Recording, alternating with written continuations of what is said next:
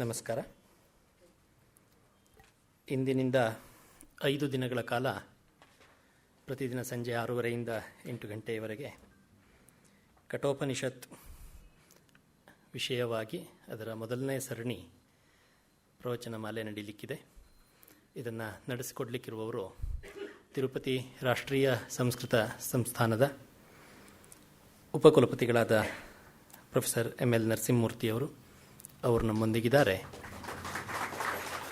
ಅವರಿಗೆ ತಮ್ಮೆಲ್ಲರ ಪರವಾಗಿ ಹೃತ್ಪೂರ್ವಕ ಸ್ವಾಗತವನ್ನು ಕೋರ್ತೇನೆ.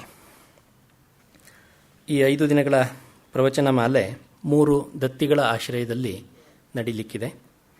ಶ್ರೀಮತಿ ಲಕ್ಷ್ಮೀಬಾಯಿ ಮತ್ತು ಶ್ರೀ ಗೋವಿಂದರಾವ್ ನರೇಂದ್ರ ದತ್ತಿ, ಶ್ರೀಮತಿ ಲಲಿತಮ್ಮ ಮತ್ತು ಶ್ರೀ BN ವಿಶ್ವನಾಥ್ ಹಾಗೂ ಶ್ರೀ BV ನಟರಾಜ್ ದತ್ತಿ ಮತ್ತು ಶ್ರೀಮತಿ ಪ್ರೇಮಲೀಲಾ ಪತ್ತಿ ಪಾಂಡುರಂಗ ದತ್ತಿಯ ಆಶ್ರಯದಲ್ಲಿ ಈ ಉಪನ್ಯಾಸ ಮಾಲೆ ನಡೀಲಿಕ್ಕಿದೆ.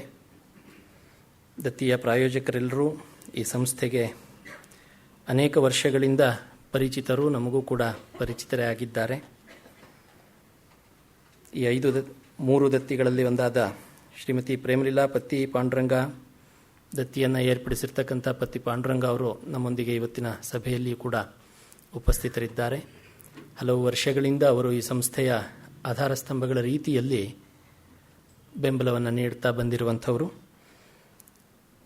ಅನೇಕ ಶೈಕ್ಷಣಿಕ ಆರೋಗ್ಯ ವಿಷಯಕ ಚಟುವಟಿಕೆಗಳಲ್ಲೂ ಕೂಡ ಪತ್ತಿ ಪಾಂಡುರಂಗ ಅವರ ಯೋಗದಾನ ಸಲ್ಲುತ್ತಾ ಬಂದಿದೆ.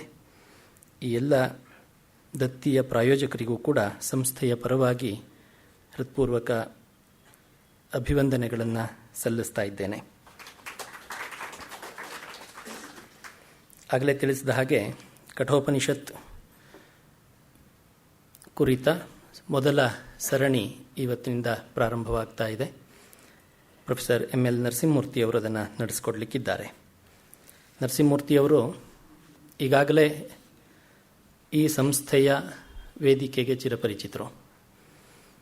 ವಿದ್ವಾನ್ ರಂಗನಾಥ್ ಶರ್ಮರ ನೆನಪಿನಲ್ಲಿ ನಡೆದಂತಹ ಗೋಷ್ಠಿಯಿಂದ ಹಿಡಿದು ಅನೇಕ ವಿಷಯಗಳನ್ನು ಕುರಿತು ಅವರಿಲ್ಲಿ ಮಾತನಾಡಿದ್ದಾರೆ. ಮೂಲತಃ ಶೃಂಗೇರಿಯವರಾದ ಅವರು ಅದ್ವೈತ ವೇದಾಂತದ ವಿಷಯವಾಗಿ ಪದವಿಯನ್ನು, ದರ್ಶನಗಳ ವಿಷಯವಾಗಿ ಸ್ನಾತಕೋತ್ತರ ಪದವಿಯನ್ನು ಮತ್ತು ಅದ್ವೈತ ವೇದಾಂತದ ವಿಷಯವಾಗಿ PhD ಪದವಿಯನ್ನು ಪಡೆದಂಥವರು. ಸಂಸ್ಕೃತ, ಕನ್ನಡ, ಹಿಂದಿ, ತೆಲುಗು, ಇಂಗ್ಲೀಷ್ ಈ 5 ಭಾಷೆಗಳಲ್ಲಿ ಓದುವ, ಬರೆಯುವ, ಸಂವಹನ ನಡೆಸುವ ಸಾಮರ್ಥ್ಯವನ್ನು, ಪ್ರಭುತ್ವವನ್ನು ಹೊಂದಿರತಕ್ಕಂತಹ ನರಸಿಂಹಮೂರ್ತಿಯವರು ಕಳೆದ 35 ವರ್ಷಗಳಿಂದ 1982-83ರಿಂದ ತಿರುಪತಿಯ ರಾಷ್ಟ್ರೀಯ ಸಂಸ್ಕೃತ ಸಂಸ್ಥಾನದಲ್ಲಿ ಲೆಕ್ಚರರ್ ಆಗಿ, ರೀಡರ್ ಆಗಿ, ಪ್ರೊಫೆಸರ್ ಆಗಿ ವಿವಿಧ ಹಂತಗಳ ಜವಾಬ್ದಾರಿಗಳನ್ನು ನಿರ್ವಹಿಸಿ ಪ್ರಸ್ತುತ ಅಲ್ಲಿಯ ವೈಸ್ ಚಾನ್ಸಲರ್ ಆಗಿ ಕಾರ್ಯವನ್ನು ನಿರ್ವಹಿಸ್ತಾ ಇದ್ದಾರೆ. ಕಾರ್ಯವನ್ನು ನಿರ್ವಹಿಸಿ ನಿವೃತ್ತರಾಗಿದ್ದಾರೆ.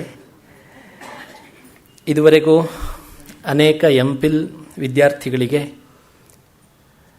13ಕ್ಕೂ ಹೆಚ್ಚು PhD ವಿದ್ಯಾರ್ಥಿಗಳಿಗೆ ಸಂಶೋಧನೆಯಲ್ಲಿ ಮಾರ್ಗದರ್ಶನವನ್ನು ಮಾಡಿರುವ ನರಸಿಂಹಮೂರ್ತಿಯವರು MHRD ಅದರ ಅನೇಕ ರಿಸರ್ಚ್ ಪ್ರಾಜೆಕ್ಟ್ಗಳ ಮುಖ್ಯಸ್ಥರಾಗಿಯೂ ಕೂಡ ಕಾರ್ಯವನ್ನು ನಿರ್ವಹಿಸಿದ್ದಾರೆ. ತರ್ಕಸಂಗ್ರಹ ವ್ಯಾಖ್ಯಾ, ಬ್ರಹ್ಮಸತ್ಯಂ ಜಗನ್ಮಿಥ್ಯ ಮೊದಲಾದ ಸ್ವತಂತ್ರ ಕೃತಿಗಳನ್ನು ರಚಿಸಿರುವ ಅವರು ಶತಶ್ಲೋಕಿಯ ಕನ್ನಡ ಅನುವಾದವನ್ನು ಕೂಡ ಮಾಡಿದ್ದಾರೆ. ಶಾಂಕರ ದರ್ಶನ ಮರ್ಮಪ್ರಕಾಶ, ವಾಕ್ಯಾರ್ಥ ವೈಜಯಂತಿ ಸೇರಿದಂತೆ ಹಲವು ಉದ್ಗ್ರಂಥಗಳ ಸಂಪಾದನೆಯನ್ನು ಮಾಡಿ ಪ್ರಕಟಿಸಿದ್ದಾರೆ. ತತ್ವಮಸಿ ಇತ್ಯತ್ರ ಸಮಾನಾಧಿಕರಣ್ಯ ವಿಚಾರ, ಕ್ಷೇತ್ರಜ್ಞಂ ಚಾಪಿ ಮಮ ವಿದ್ಧಿ, ಭಗವದ್ಗೀತಾ ತಾತ್ಪರ್ಯ, ಭಾಸ್ಕರಾಭಿಮತ ದರ್ಶನಸಾರ, ಸೃಷ್ಟಿ ವಿಚಿತ್ರ ಸೇರಿದಂತೆ 20ಕ್ಕೂ ಹೆಚ್ಚು ಸಂಶೋಧನಾ ಪ್ರಬಂಧಗಳನ್ನು ಅವರು ಬರೆದಿದ್ದು ಅವು ರಾಷ್ಟ್ರ, ಅಂತಾರಾಷ್ಟ್ರೀಯ ಮಟ್ಟದ ಹಲವು ಜರ್ನಲ್ಗಳಲ್ಲಿ ಪ್ರಕಟವಾಗಿವೆ. ಹಲವು ಸಂಸ್ಕೃತ ಸಮ್ಮೇಳನಗಳು, ತತ್ವಶಾಸ್ತ್ರಕ್ಕೆ ಸಂಬಂಧಿಸಿದ ಹಲವು ಗೋಷ್ಠಿಗಳು, ವಿಚಾರ ಸಂಕಿರಣಗಳು, ರಾಷ್ಟ್ರ, ಅಂತಾರಾಷ್ಟ್ರೀಯ ಮಟ್ಟದ ಹಲವು ಕಾರ್ಯಾಗಾರಗಳಲ್ಲಿ ಕ್ರಿಯಾಶೀಲವಾಗಿ ಭಾಗವಹಿಸಿದ ಅನುಭವವನ್ನು ಹೊಂದಿರುವ ನರಸಿಂಹಮೂರ್ತಿಯವರು ಶೈಕ್ಷಣಿಕ ವಲಯದಲ್ಲಿ ರಾಷ್ಟ್ರಮಟ್ಟದ ಹಲವು ಕಮಿಟಿಗಳಲ್ಲಿ ಮುಖ್ಯಸ್ಥರಾಗಿ ಸದಸ್ಯರಾಗಿ ಕೂಡ ಕಾರ್ಯವನ್ನು ನಿರ್ವಹಿಸಿದ್ದಾರೆ. ಅನೇಕ ಸಂಸ್ಕೃತ ಸಂಸ್ಥಾನಗಳ ಪಾಠ್ಯರಚನಾ ಸಮಿತಿಗಳ ಸದಸ್ಯರಾಗಿಯೂ ಕೂಡ ಅವರು ಸೇವೆಯನ್ನು ಸಲ್ಲಿಸಿದ್ದಾರೆ. ಹೀಗೆ ಶೈಕ್ಷಣಿಕ ವಲಯದಲ್ಲಿ ಅಧ್ಯಯನ, ಅಧ್ಯಾಪನ ಮತ್ತು ಸಂಶೋಧನೆ ಈ 3 ವಿಭಾಗಗಳಲ್ಲಿ ಸಕ್ರಿಯವಾಗಿ ಕಳೆದ 3-3.5 ದಶಕಗಳ ಕಾಲ ಕಾರ್ಯವನ್ನು ನಿರ್ವಹಿಸಿದ್ದಲ್ಲದೆ ಆಡಳಿತ ವಿಭಾಗದಲ್ಲಿಯೂ ಕೆಲಸ ಮಾಡಿದಂಥ ಅನುಭವ ನರಸಿಂಹಮೂರ್ತಿಯವರದು. ಅವರು ಇಂದಿನಿಂದ 5 ದಿನಗಳ ಕಾಲ ಕಠೋಪನಿಷತ್ತನ್ನು ಕುರಿತು ಪ್ರವಚನವನ್ನು ನಡೆಸಿಕೊಡಲಿಕ್ಕಿದ್ದಾರೆ. ಭಾರತೀಯ ವೇದಾಂತ ಸಾಹಿತ್ಯದಲ್ಲಿ ಉಪನಿಷತ್ ಸಾಗರದಲ್ಲಿ ಕಠೋಪನಿಷತ್ತು ಅತ್ಯಂತ ಹೆಚ್ಚು ಚರ್ಚೆಗೆ ಒಳಗಾಗಿರ್ತಕ್ಕಂಥದ್ದು, ಅತ್ಯಂತ ಮಹತ್ವವನ್ನು ಪಡೆದಿರತಕ್ಕಂಥದ್ದು. ಅನೇಕ ವಿದೇಶಿ ವಿದ್ವಾಂಸರು ಕೂಡ ಉಪನಿಷತ್ತುಗಳಲ್ಲಿ ಕಠೋಪನಿಷತ್ತು ಅತ್ಯಂತ ಪ್ರಮುಖವಾದದ್ದು ಅನ್ನೋದನ್ನು ಹಲವು ಕಡೆಗಳಲ್ಲಿ ಉಲ್ಲೇಖಿಸಿದ್ದಾರೆ. ಮ್ಯಾಕ್ಸ್ ಮುಲ್ಲರ್ ಅಂಥವರ ಉಲ್ಲೇಖಗಳು ಕೂಡ ಇವೆ. ನಚಿಕೇತನ ಮೂಲಕ ಆತ್ಮಶೋಧದ ಒಂದು ಕಥೆಯನ್ನು ಹೇಳ್ತಕ್ಕಂಥ ಉಪನಿಷತ್ತಿನ ಹಲವು ವಾಕ್ಯಗಳನ್ನು ನಾವು ಹಲವು ಸಂದರ್ಭಗಳಲ್ಲಿ ಆಗೀಗ ಕೇಳ್ತಾನೆ ಬರ್ತಾ ಇದ್ದೀವಿ. ಮತ್ತೆ ಮತ್ತೆ ಉಲ್ಲೇಖವಾಗ್ತಕ್ಕಂತಹ ಹಲವು ಶ್ಲೋಕಗಳು ಭಗವದ್ಗೀತೆಯಲ್ಲೂ ಕೂಡ ಅವುಗಳ ಛಾಯೆಯನ್ನು ನಾವು ಅನೇಕ ಶ್ಲೋಕಗಳಲ್ಲಿ ಕಾಣ್ತೀವಿ. ಹತಾಚೇನ್ ಮನ್ಯತೆ ಹಂತುಂ ಇರಬಹುದು, ಅಣೋರಣೀಯಾನ್ ಮಹತೋ ಮಹೀಯಾನ್ ಇರಬಹುದು, ನ ವಿತ್ತೇನ ದರ್ಪಣೀಯೋ ಮನುಷ್ಯೋ ಅಂತಕ್ಕಂಥ ವಾಸ್ತವ ಅಂದಿನಿಂದ ಇಂದಿನವರೆಗಿಂದು ಅದಿರಬಹುದು. ಹೀಗೆ ಹಲವು ಶ್ಲೋಕಗಳು ದೈನಂದಿನ ವ್ಯವಹಾರದಲ್ಲಿಯೂ ಕೂಡ ಹಲವು ಕಡೆಗಳಲ್ಲಿ ಬಳಕೆಯಾಗ್ತಾ ಬಂದಿರತಕ್ಕಂಥದ್ದು ಕಠೋಪನಿಷತ್ತಿನ ಒಂದು ಹೆಗ್ಗಳಿಕೆ. ಈ ಉಪನಿಷತ್ತನ್ನು ಕುರಿತು ಇದು ಒಂದು ಸರಣಿಯಲ್ಲಿ, ಒಂದು ಉಪನ್ಯಾಸದಲ್ಲಿ, ಒಂದು ಸರಣಿಯಲ್ಲಿ ಮುಗಿಯತಕ್ಕಂತಹ ವಿಷಯ ಅಲ್ಲ. ನೋಡೋದಕ್ಕೆ ಅತ್ಯಂತ ಚಿಕ್ಕದು ಉಪನಿಷತ್ತುಗಳ ಪುಸ್ತಕದ ವಾಲ್ಯೂಮ್ ಸೈಜನ್ನು ನೋಡಿದರೆ, ಆದರೆ ವಿಷಯ ಅಣೋರಣೀಯಾನ್ ಮಹತೋ ಮಹೀಯಾನ್. ಈ ಒಂದು ಉಪನಿಷತ್ತನ್ನು ಕುರಿತು ಪ್ರವಚನ ಮಾಲೆಯನ್ನು, ಅದರ ಮೊದಲ ಸರಣಿಯನ್ನು ಪ್ರಾರಂಭಿಸಬೇಕು ಅಂತ ವಿದ್ವಾನ್ ML ನರಸಿಂಹಮೂರ್ತಿಯವರಲ್ಲಿ ಪ್ರಾರ್ಥಿಸ್ತಾ, ಸಂಸ್ಥೆಯ ಪರವಾಗಿ ಈ ಕಾರ್ಯಕ್ರಮದ ಪ್ರಾಯೋಜಕರಾದ ದತ್ತಿಯ ಎಲ್ಲ ದತ್ತಿಗಳ ಪರವಾಗಿ ಅವರಿಗೆ ಮತ್ತೊಮ್ಮೆ ಹೃತ್ಪೂರ್ವಕ ಸ್ವಾಗತವನ್ನು ಕೋರ್ತೇನೆ.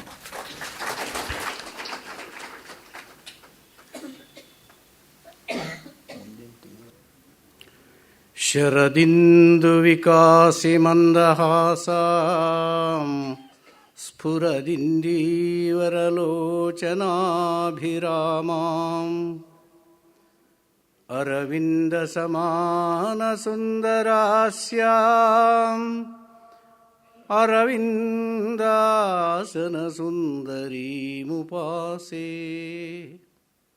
ಶ್ರುತಿಸ್ಮೃತಿ ಪುರಾಣಾನಾಂ ಆಲಯಂ ಕರುಣಾಲಯಂ ನಮಾಮಿ ಭಗವತ್ಪಾದಶಂಕರಂ ಲೋಕಶಂಕರಂ.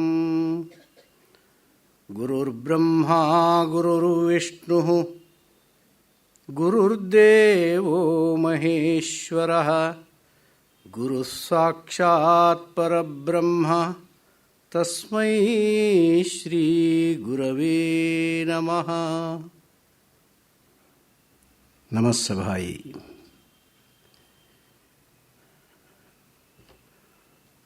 ಮಹನೀಯ ಆಸ್ತಿಕ ಬಂಧುಗಳೇ, ವಸ್ತುತಃ ತಾವೆಲ್ಲ ಅತ್ಯಂತ ಭಾಗ್ಯವಂತರು. ಪ್ರತಿದಿನ ಸಂಜೆ ಒಂದು ಸತ್ಕಾಲಕ್ಷೇಪವನ್ನು ಮಾಡೋದಕ್ಕೆ ತಮಗೆ ಒಂದು ಅವಕಾಶ ದೊರೆತಿದೆ. ಎಂಥೆಂಥ ಮಹನೀಯರೆಲ್ಲ ಬಂದು ಇಲ್ಲಿ ಉಪನ್ಯಾಸ ಮಾಡಿ ಹೋಗಿರುವಂತಹ ಒಂದು ಸ್ಥಾನ ಇದು. ನಾನಿವತ್ತಿಲ್ಲಿ ಬಂದು ಕೂತಿದ್ದೆ ಹೇಗಿದೆ ಅಂದರೆ, ಬಹಳ ದೊಡ್ಡ ಸಿಂಹಾಸನದಲ್ಲಿ ಸಣ್ಣ ಒಂದು ವ್ಯಕ್ತಿಯನ್ನು ಕೂರಿಸಿದರೆ ಹೇಗಿದೆಯೋ ಹಾಗೆ ನಾನು ಅನುಭವ ಮಾಡಿಕೊಳ್ತಾ ಇದ್ದೇನೆ. ಮಹಾತ್ಮರು ಎಷ್ಟೋ ಜನ ಉಪನ್ಯಾಸ ಮಾಡಿದ್ದಾರೆ. ಭಗವತ್ಪಾದರು ಒಂದು ಮಾತು ಹೇಳಿದ್ದಾರೆ, ದುರ್ಲಭಂ ತ್ರಯಮೇವೈತತ್. ಮನುಷ್ಯನಿಗೆ 3 ವಿಧವಾದಂಥ ದೌರ್ಲಭ್ಯ ಇದೆ. ದೈವಾನುಗ್ರಹ ಹೇತುಕಂ, ದೈವಾನುಗ್ರಹಕ್ಕೆ ಕಾರಣವಾದದ್ದು 3. ಆ 3 ಎಲ್ಲರಿಗೂ ಸುಲಭವಾಗಿ ಸಿಗೋದಿಲ್ಲ. ಯಾವುದಪ್ಪ 3 ಅಂದರೆ ಮನುಷ್ಯತ್ವಂ, ಮುಮುಕ್ಷುತ್ವಂ, ಮಹಾಪುರುಷ ಸಂಶ್ರಯ. ಮೊದಲನೆಯದಾಗಿ ಮನುಷ್ಯತ್ವ ಅಂದರೆ ಮನುಷ್ಯ ಜನ್ಮ ಬಂದಾಗ ಅವನಿಗೆ ಬುದ್ಧಿ ಇರ್ತದೆ. ಬೇರೆ ಪ್ರಾಣಿಗಳಿಗೆ ಬುದ್ಧಿ ಅಂದರೆ ಕೇವಲ ತಿನ್ನೋದು, ನಿದ್ದೆ ಮಾಡೋದು ಇತ್ಯಾದಿ ಮಾತ್ರವೇ. ವೈಚಾರಿಕ ಒಂದು ಸ್ವಾತಂತ್ರ್ಯ ಅನ್ನುವಂಥದ್ದು ಕೇವಲ ಮನುಷ್ಯ ಪ್ರಾಣಿಗೆ ಮಾತ್ರ ಭಗವಂತ ಕೊಟ್ಟಿದ್ದಾನೆ. ಅಂತಹ ಮನುಷ್ಯ ಜನ್ಮ ಅನ್ನುವಂಥದ್ದು ಅತ್ಯಂತ ದುರ್ಲಭವಾದದ್ದು. ಅದು ಯಾವಾಗ ಬರುತ್ತೆ ಯಾವಾಗ ಅನ್ನುವಂಥದ್ದು ಯಾರಿಗೂ ನಿರ್ಣಯ ಮಾಡಲಿಕ್ಕಾಗೋದಿಲ್ಲ, ಭಗವಂತನ ಅಧೀನ. ಅಂತಹ ಮನುಷ್ಯತ್ವವನ್ನು ಪಡೆದವರು ಧನ್ಯರು. ಕೇವಲ ಮನುಷ್ಯನಾಗಿ ಹುಟ್ಟಿ ಬೇಡದ ಪ್ರಾಪಂಚಿಕ ವಿಷಯಗಳಲ್ಲೇ ಜೀವನವನ್ನು ವ್ಯರ್ಥವಾಗಿ ಕಳೆದಾಗ ಆ ಮನುಷ್ಯನಿಗೆ ಒಂದು ದಿನ ಪಶ್ಚಾತ್ತಾಪವಾಗುತ್ತಂತೆ. ಇದು ಯಾವಾಗ ಅಂತ ಹೇಳಿದರೆ, ಮರಣಶಯ್ಯೆಯಲ್ಲಿದ್ದಂತಹ ಸಂದರ್ಭದಲ್ಲಿ ಎಂತಹ ಒಂದು ಜನ್ಮ ಸಿಕ್ಕಿತ್ತು ನನಗೆ, ವ್ಯರ್ಥವಾಗಿ ಕಳೆದನಲ್ಲ ಅನ್ನುವಂಥದ್ದನ್ನು ತೈತ್ರಿಯೋಪನಿಷತ್ತು ಹೇಳುತ್ತೆ. ಏನಂದರೆ, ಮರಣಶಯ್ಯೆಯಲ್ಲಿದ್ದಂತಹ ವ್ಯಕ್ತಿಗೆ ಕಿಮಹಂ ಸಾಧುನಾ ಕರವಂ ಕಿಮಹಂ ಪಾಪಮಕರವಮಿತಿ, ನಾನು ಒಳ್ಳೆಯದನ್ನು ಏನನ್ನೂ ಮಾಡಲಿಲ್ಲವಲ್ಲ ಅನ್ನುವಂತಹ ಒಂದು ಪೀಡೆ ಮನಸ್ಸನ್ನು ಬಾಧಿಸುತ್ತಂತೆ. ಹಾಗೆ ಕಿಮಹಂ ಸಾಧುನಾ ಕರವಂ ಕಿಮಹಂ ಪಾಪಮಕರವಮಿತಿ, ನಾನು ಜೀವಮಾನದಲ್ಲಿ ಎಷ್ಟೊಂದು ಪಾಪ ಮಾಡಿಬಿಟ್ಟೆ. ಅದು ಅದಕ್ಕಿಂತ ಮುಂಚೆ ಬರೋದಿಲ್ಲ ಆ ಯೋಚನೆ. ಬಂದರೂ ಕೂಡ ಅದನ್ನು ತಳ್ಳಿ ಹಾಕಿಕೊಂಡು ಹೋಗುವ ಸ್ವಭಾವ ಮನಸ್ಸಿನಲ್ಲಿ ಬೆಳ್ಕೊಂಡು ಬಂದಿರುತ್ತೆ. ಅದು ಆ ಸಂದರ್ಭದಲ್ಲಿ ಮಾತ್ರ ಅತ್ಯಂತ ಬಾಧಿಸುತ್ತೆ ಮನುಷ್ಯನಿಗೆ. ಅಂದರೆ ಒಳ್ಳೆಯ ಕೆಲಸ ಮಾಡುವ ಅವಕಾಶ ನನಗೆ ದೊರಕಿತ್ತು, ಒಳ್ಳೆಯ ದಾನ ಧರ್ಮಾದಿಗಳನ್ನು ಮಾಡುವ ಅವಕಾಶ ನನಗಿತ್ತು, ನನಗೆ ಐಶ್ವರ್ಯವಿತ್ತು, ನಾನು ಆವಾಗ ಮಾಡಲಿಲ್ಲ. ಈಗ ಮಾಡಲಿಕ್ಕೆ ಸಾಧ್ಯವಿಲ್ಲ, ಮುಮೂರ್ಷು ದಶೆಯಲ್ಲಿದ್ದೇನೆ. ಹಾಗೆ ಯಾವುದು ಮಾಡಬಾರದು ಅನ್ನುವಂಥದ್ದು ನನಗೂ ಗೊತ್ತಿದ್ದೂ ಕೂಡ ನಾನು ಮಾಡಿದೆ ಪಾಪ. ಇದೆಲ್ಲವನ್ನು ಅವನು ಯೋಚನೆ ಮಾಡ್ತಾನಂತೆ. ಮನಸ್ಸು ಮಾತ್ರ ಕೆಲಸ ಮಾಡ್ತಾ ಇರುವಂತಹ ಮರಣಶಯ್ಯೆಯಲ್ಲಿದ್ದಾಗ, ವಾಗೀಂದ್ರಿಯ ಬಿದ್ದು ಹೋಗಿರುತ್ತೆ, ಮನಸ್ಸು ಮಾತ್ರ ಕೆಲಸ ಮಾಡ್ತಾ ಇದ್ದಾಗ ಇಷ್ಟು ಯೋಚನೆ ಅವನಿಗೆ ಬರುತ್ತಂತೆ. ಆ ಯೋಚನೆ ಬರದೇ ಇರಬೇಕಾದ್ರೆ ಮನುಷ್ಯ ಏನು ಮಾಡಬೇಕು ಅಂದರೆ, ಮನುಷ್ಯ ಜನ್ಮದಲ್ಲಿ ಬಂದಾಗ ಅಲ್ಪ ಸ್ವಲ್ಪವಾದರೂ ತನ್ನನ್ನು ತಾನು ತಿಳಿಯುವ ಪ್ರಯತ್ನವನ್ನು, ಅಂದರೆ ಮೋಕ್ಷ ಮಾರ್ಗದ ಕಡೆಗೆ ಹೋಗುವ ಪ್ರಯತ್ನವನ್ನು ಅಲ್ಪ ಸ್ವಲ್ಪವಾದರೂ ಮಾಡಿದರೆ ಈ ಜನ್ಮ ಸಾರ್ಥಕ್ಯವನ್ನು ಪಡೆದುಕೊಳ್ಳಲಿಕ್ಕೆ ಸಾಧ್ಯ. ಇಹ ಚೇದವೇದೀರಥ ಸತ್ಯಮಸ್ತಿ ನಚೇದಿಹಾವೇದೀನ್ ಮಹತಿ ವಿನಷ್ಟಿ. ಉಪನಿಷತ್ತಿನಲ್ಲಿ ಹೇಳ್ತಾರೆ, ಸತ್ಯ ಅನ್ನುವಂಥ ಒಂದು ವಸ್ತು ಇದೆ ಎನ್ನುವಂಥದ್ದನ್ನು ತಿಳಿದುಕೊಂಡ್ರೆ ಅವನೇ ಭಾಗ್ಯವಂತ. ಅದನ್ನು ತಿಳಿಯದೇ ಇದ್ದರೆ, ಅಥವಾ ತಿಳಿಯುವಂತಹ ಸಾಮರ್ಥ್ಯ ಎಲ್ಲರಿಗೂ ಒಂದೇ ಸಾರಿ ಬಂದುಬಿಡುತ್ತೆ ಅಂತ ಹೇಳಲಿಕ್ಕಾಗೋದಿಲ್ಲ. ಆದರೆ ಆ ದಿಕ್ಕಿನಲ್ಲಿ ಪ್ರಯತ್ನವನ್ನಾದರೂ ಮಾಡಿದರೆ, ಅಲ್ಪ ಸ್ವಲ್ಪ ಪ್ರಯತ್ನವನ್ನಾದರೂ ಮಾಡಿದರೆ, ಮುಂದಿನ ಜನ್ಮದಲ್ಲಿ ಇನ್ನೂ ಹೆಚ್ಚಿನ ಪ್ರಯತ್ನ ಪಡುವಂತಹ ಅವಕಾಶವನ್ನು ಭಗವಂತ ತಾನಾಗಿಯೇ ಕಲ್ಪಿಸಿಕೊಡುತ್ತಾನೆ. ಆ ಕಡೆಗೆ ತಿರುಗಿ ನಿಂತರೆ ಸಾಕು, ಮುಂದೆ ಹೋಗುವುದಕ್ಕೆ ಅವನೇ ದಾರಿಯನ್ನು ನಮಗೆ ತೋರಿಸ್ತಾನೆ. ಆ ರೀತಿಯಾಗಿ ಮನುಷ್ಯ ಅಂತ ಆದವನು ಸ್ವಲ್ಪವಾದರೂ ಆ ಮೋಕ್ಷ ಮಾರ್ಗದ ಕಡೆಗೆ ತಿರುಗಿ ನಡೆಯುವಂತಹ ಪ್ರಯತ್ನ ಮಾಡಬೇಕು. ಸಾಧನೆಗಳನ್ನು ಮಾಡ್ತಾ ಹೋಗುವಂಥವರು ಮಹಾತ್ಮರು. ಅದು ಒಂದು ಜನ್ಮದಲ್ಲಿ ಆಗುವಂಥದ್ದಲ್ಲ.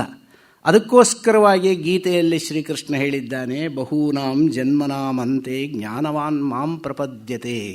ಅನೇಕ ಜನ್ಮಗಳ ನಂತರದಲ್ಲಿ ಬಂದಂತಹ ಜ್ಞಾನದಿಂದ ನನ್ನನ್ನು ಪಡೆಯುತ್ತಾನೆ. ಅಂದರೆ ಜ್ಞಾನದಿಂದಲೇ ಮೋಕ್ಷ, ಜ್ಞಾನದಿಂದಲೇ ಭಗವಂತನ ಸಾಯುಜ್ಯ ಪ್ರಾಪ್ತಿ ಅನ್ನುವಂಥದ್ದು.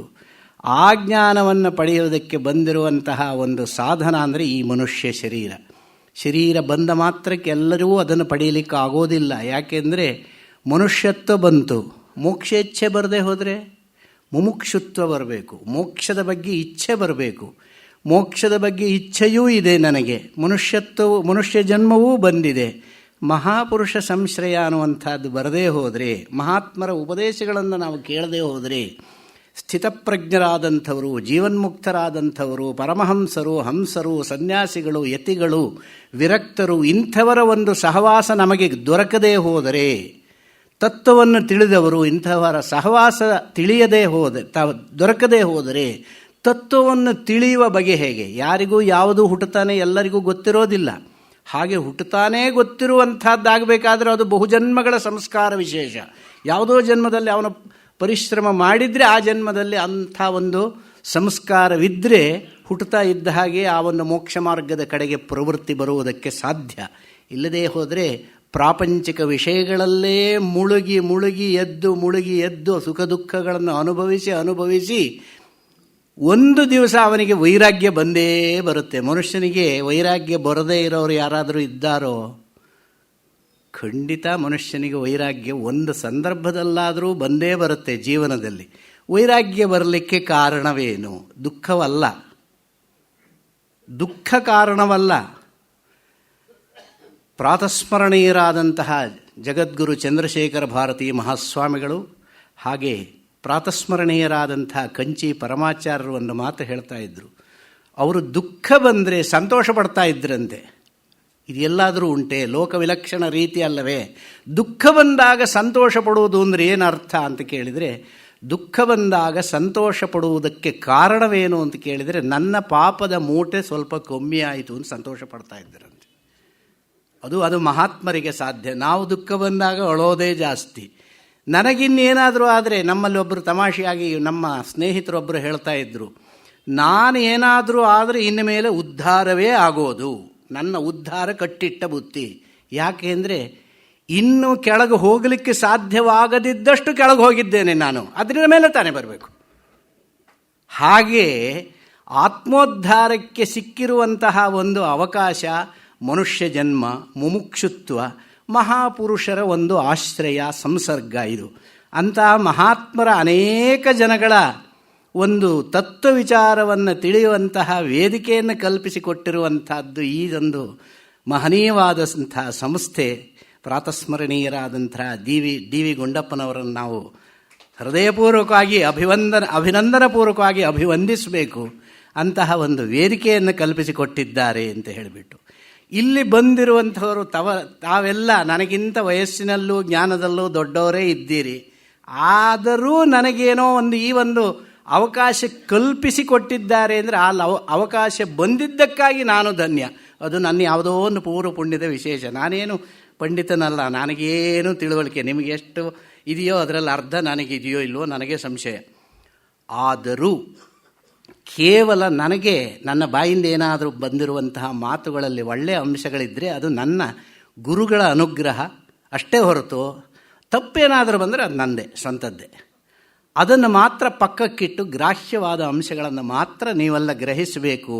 ಈ ಒಂದು ಉಪನ್ಯಾಸ ಮಾಲಿಕೆಯಲ್ಲಿ ಈ ತಿಂಗಳಲ್ಲಿ 5 ದಿವಸ, ಹಾಗೆ ಮುಂದಿನ ಫೆಬ್ರವರಿ ತಿಂಗಳಲ್ಲಿ 6ನೇ ತಾರೀಕಿಂದ 10ನೇ ತಾರೀಕಿನವರೆಗೆ 5 ದಿವಸ, ಈ 2 ಸಂದರ್ಭಗಳಲ್ಲೂ ಕೂಡ ನಾನು ಇದೇ ಉಪನಿಷತ್ತನ್ನು ಇಟ್ಟುಕೊಂಡು, ಕಠೋಪನಿಷತ್ತನ್ನೇ ಇಟ್ಟುಕೊಂಡು ಪುನಃ ಉಪನ್ಯಾಸವನ್ನು ಮುಂದುವರಿಸಲಿಕ್ಕಿದ್ದೇನೆ.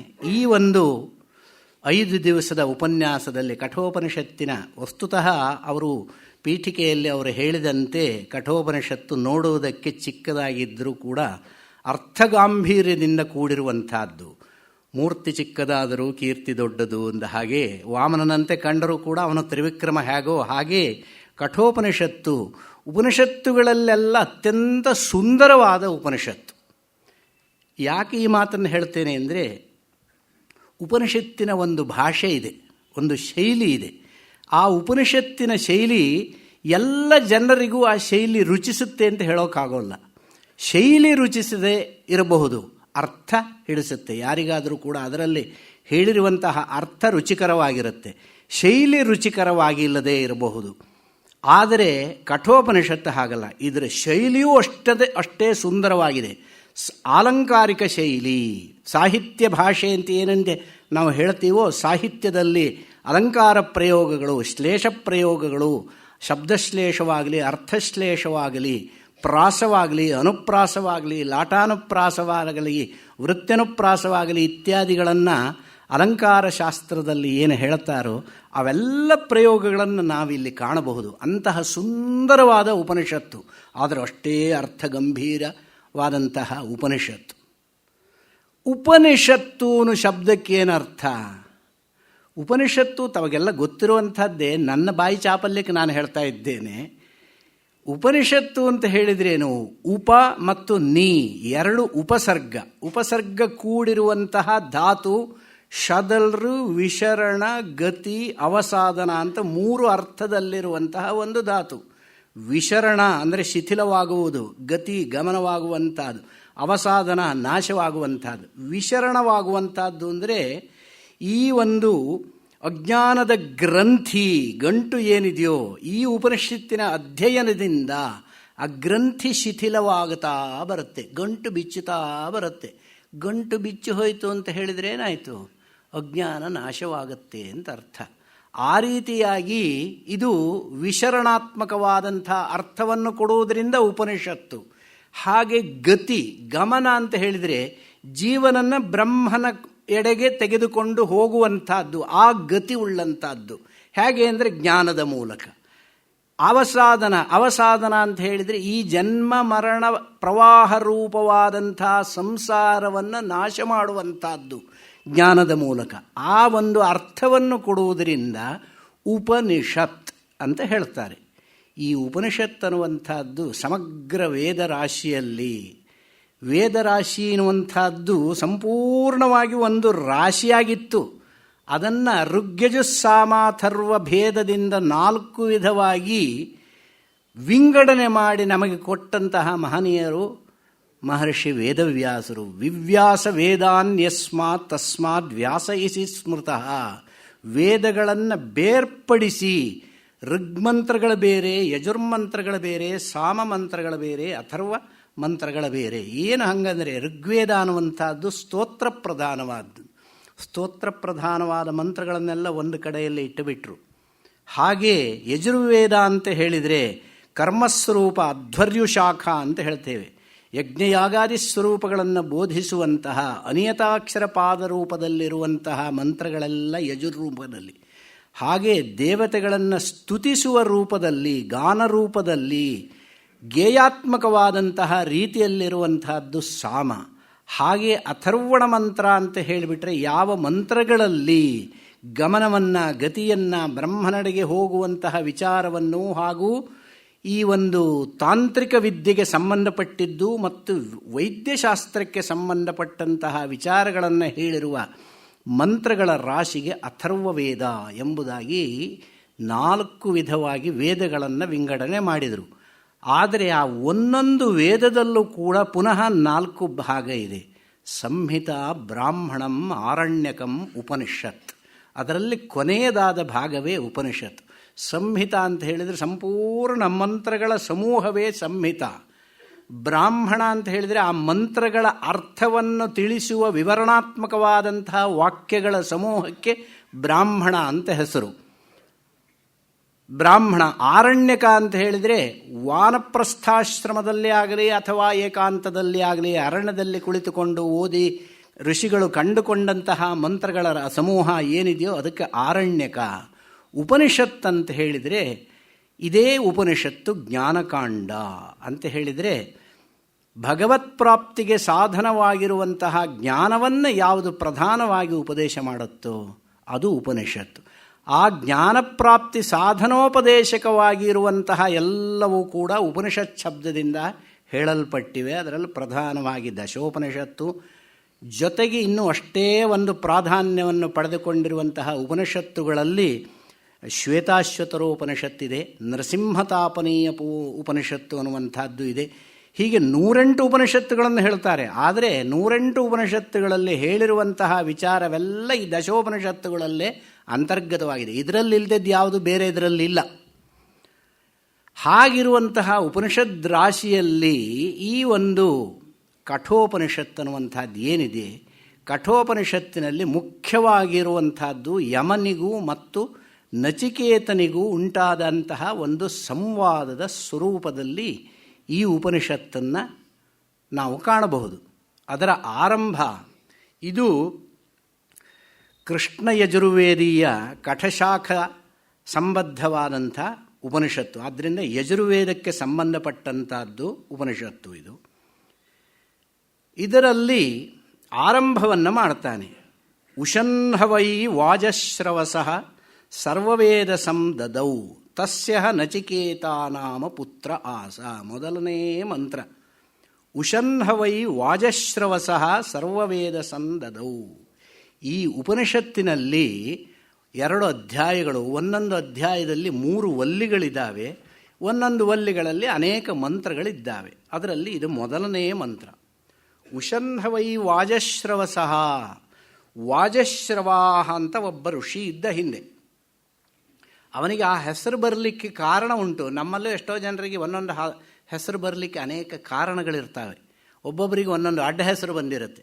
ಹಾಗೆ ಇನ್ನು ಕೆಲವರಿಗೆ ಬಿರುದನ್ನು ಕೊಡೋದುಂಟು.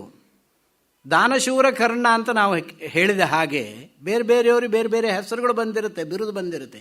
ಹಾಗೆ ಈ ಒಬ್ಬ ಋಷಿಗೆ ವಾಜಶ್ರವಾಹ ಅಂತ ಅವನಿಗೆ ಒಂದು ಹೆಸರು ಬಂದಿತ್ತು. ಯಾಕೆ ಅಂತ ಕೇಳಿದರೆ, ಅವನು ಅತಿ ಹೆಚ್ಚಾಗಿ ಅನ್ನದಾನವನ್ನು ಮಾಡ್ತಾ ಇದ್ದಂತೆ.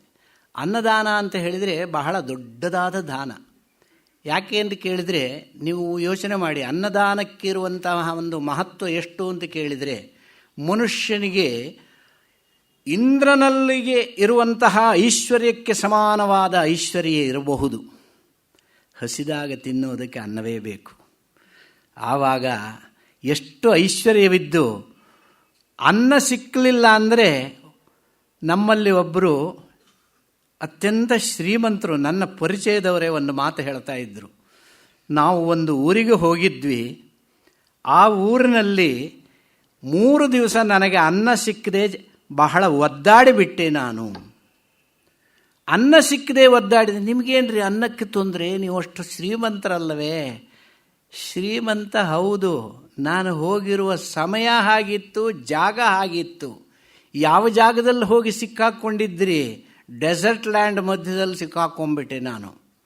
ಡೆಸರ್ಟ್ ಲ್ಯಾಂಡ್ ಅಂದರೆ ಮರುಭೂಮಿಯ ಮಧ್ಯದಲ್ಲಿ ಸಿಕ್ಕಾಕ್ಕೊಂಡ್ಬಿಟ್ಟೆ. ಅಲ್ಲಿ ದಿಗ್ಭ್ರಮೆ ಉಂಟಾಯಿತಂತೆ ಅವರಿಗೆ. ದಿಗ್ಭ್ರಮೆ ಅಂದರೆ ಯಾವ ದಿಕ್ಕಿನಿಂದ ಬಂದಿದ್ದು, ದಾರಿ ತಪ್ಪಿದ್ದು. ಇವರು ಯಾವುದೋ ಒಂದು ನಿಮಿತ್ತವಾಗಿ ಎಲ್ಲಿಗೋ ಹೋಗಲಿಕ್ಕೆ ಹೊರಟವರು ಅನೇಕ ಜನ. ಅವರಲ್ಲಿ ಇವರು ಒಬ್ಬರು ಸೇರಿಕೊಂಡಿದ್ದರು. ದಿಗ್ಭ್ರಮೆ ಆಯಿತು. ಈ ಜಾಗಕ್ಕೆ ಹೋದರೆ ಯಾವ ಊರಿಗೆ ಹೋಗಬೇಕಾಗಿತ್ತೋ ಅವರು ಅದಕ್ಕೆ ವಿರುದ್ಧವಾದ ದಿಕ್ಕಿನಲ್ಲಿ ಹೋದರು. ಹೋಗ್ತಾ ಹೋಗ್ತಾ ಹೋಗ್ತಾ ಇನ್ನೂ ಡೆಸರ್ಟ್ ಲ್ಯಾಂಡಿನ ಮಧ್ಯಕ್ಕೆ ಹೋಗಿ ನಿಂತರು. 3 ದಿವಸ ಒದ್ದಾಡಿದ್ದಾರೆ. 3 ದಿವಸ ಒಬ್ಬನಿಗೆ ಆಹಾರವಿಲ್ಲ, ನೀರಿಲ್ಲ ಅಂತ ಹೇಳಿದರೆ, ಇವರು ತಗೊಂಡು ಹೋಗಿರುವ ನೀರು ಮರುಭೂಮಿ ಅಂತ ಹೇಳಿಬಿಟ್ಟು ಸ್ವಲ್ಪ ನೀರೇನೋ ಹಿಡ್ಕೊಂಡು ಹೋಗಿದ್ರು. 3 ದಿವಸಕ್ಕೆಲ್ಲಿ ಬರುತ್ತೆ ನೀರು?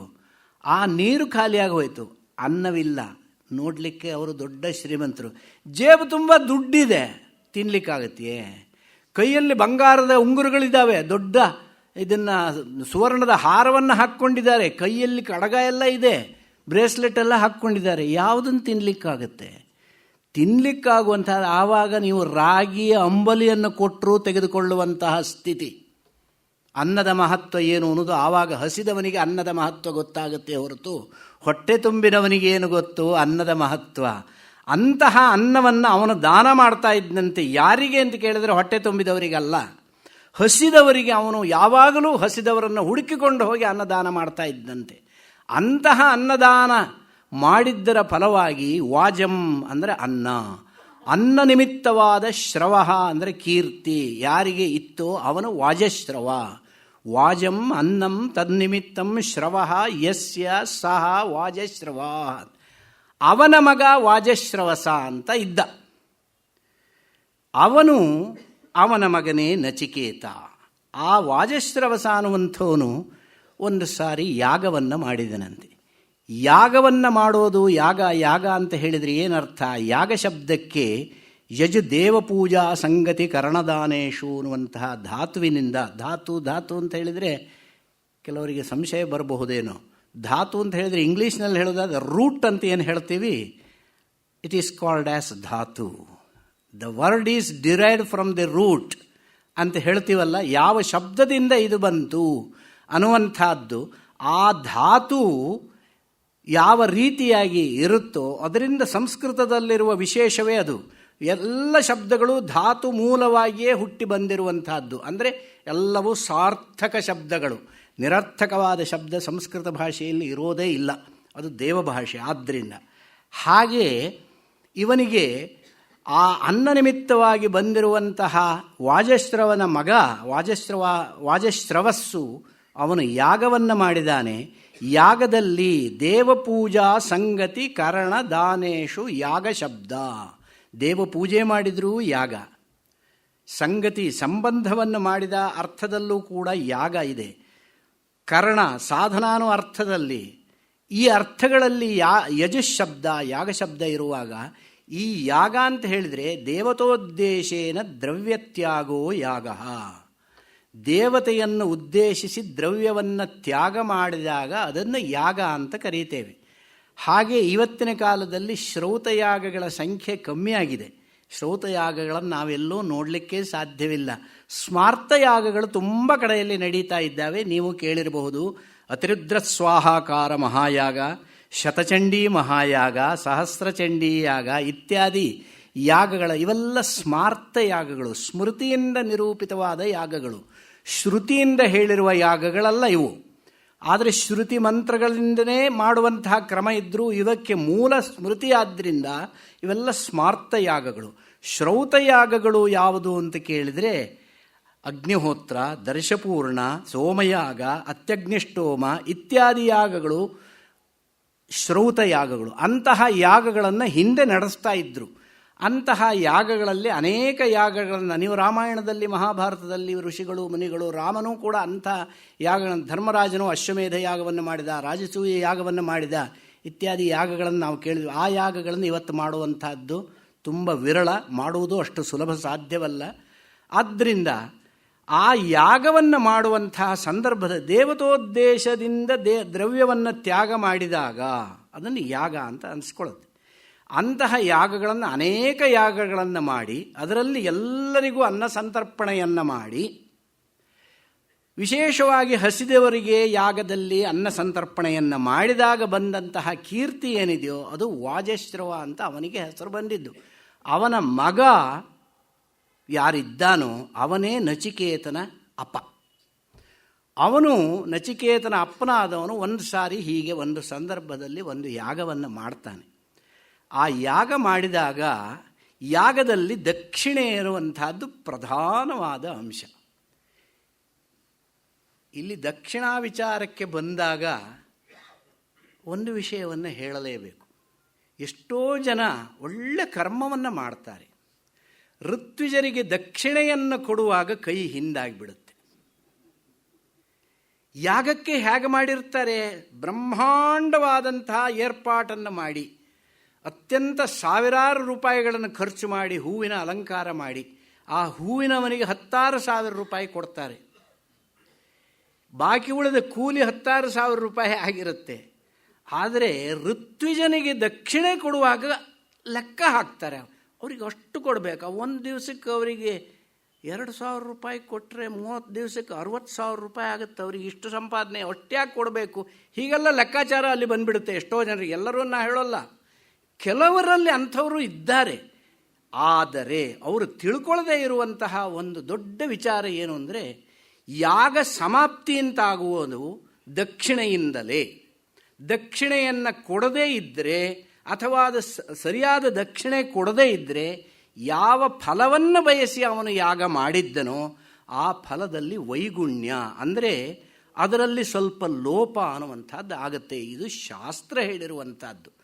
ಆ ಶಾಸ್ತ್ರ ಅದಕ್ಕೋಸ್ಕರವಾಗಿ ಹಿಂದೆ ಶ್ರೌತ ಯಾಗದಲ್ಲಿ ಒಂದು ಪದ್ಧತಿ ಇತ್ತು. ಯಾಗವನ್ನು ಮಾಡಬೇಕಾದರೆ ಋತ್ವಿಜನನ್ನು ಮೊದಲು ನಿಮಂತ್ರಣ ಮಾಡಬೇಕು.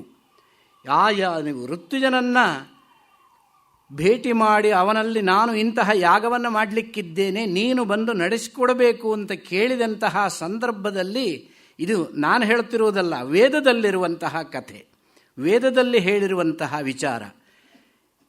ಒಂದು ಯಾಗವನ್ನು ಮಾಡಬೇಕು ಅಂತ ಹೇಳಿದಾಗ ಯಾಗ ಕರ್ತೃ ಆಗುವವನು ಋತ್ವಿಜನನ್ನು ಮೊದಲು ನೇಮಿಸಿಕೊಳ್ಬೇಕು. ಯಾಗದಲ್ಲಿ 4 ಜನ ಪ್ರಧಾನವಾದ ಋತ್ವಿಜರು: ಬ್ರಹ್ಮ, ಅಧ್ವರ್ಯು, ಆಮೇಲೆ ಉದ್ಗಾತ, ಹೋತ.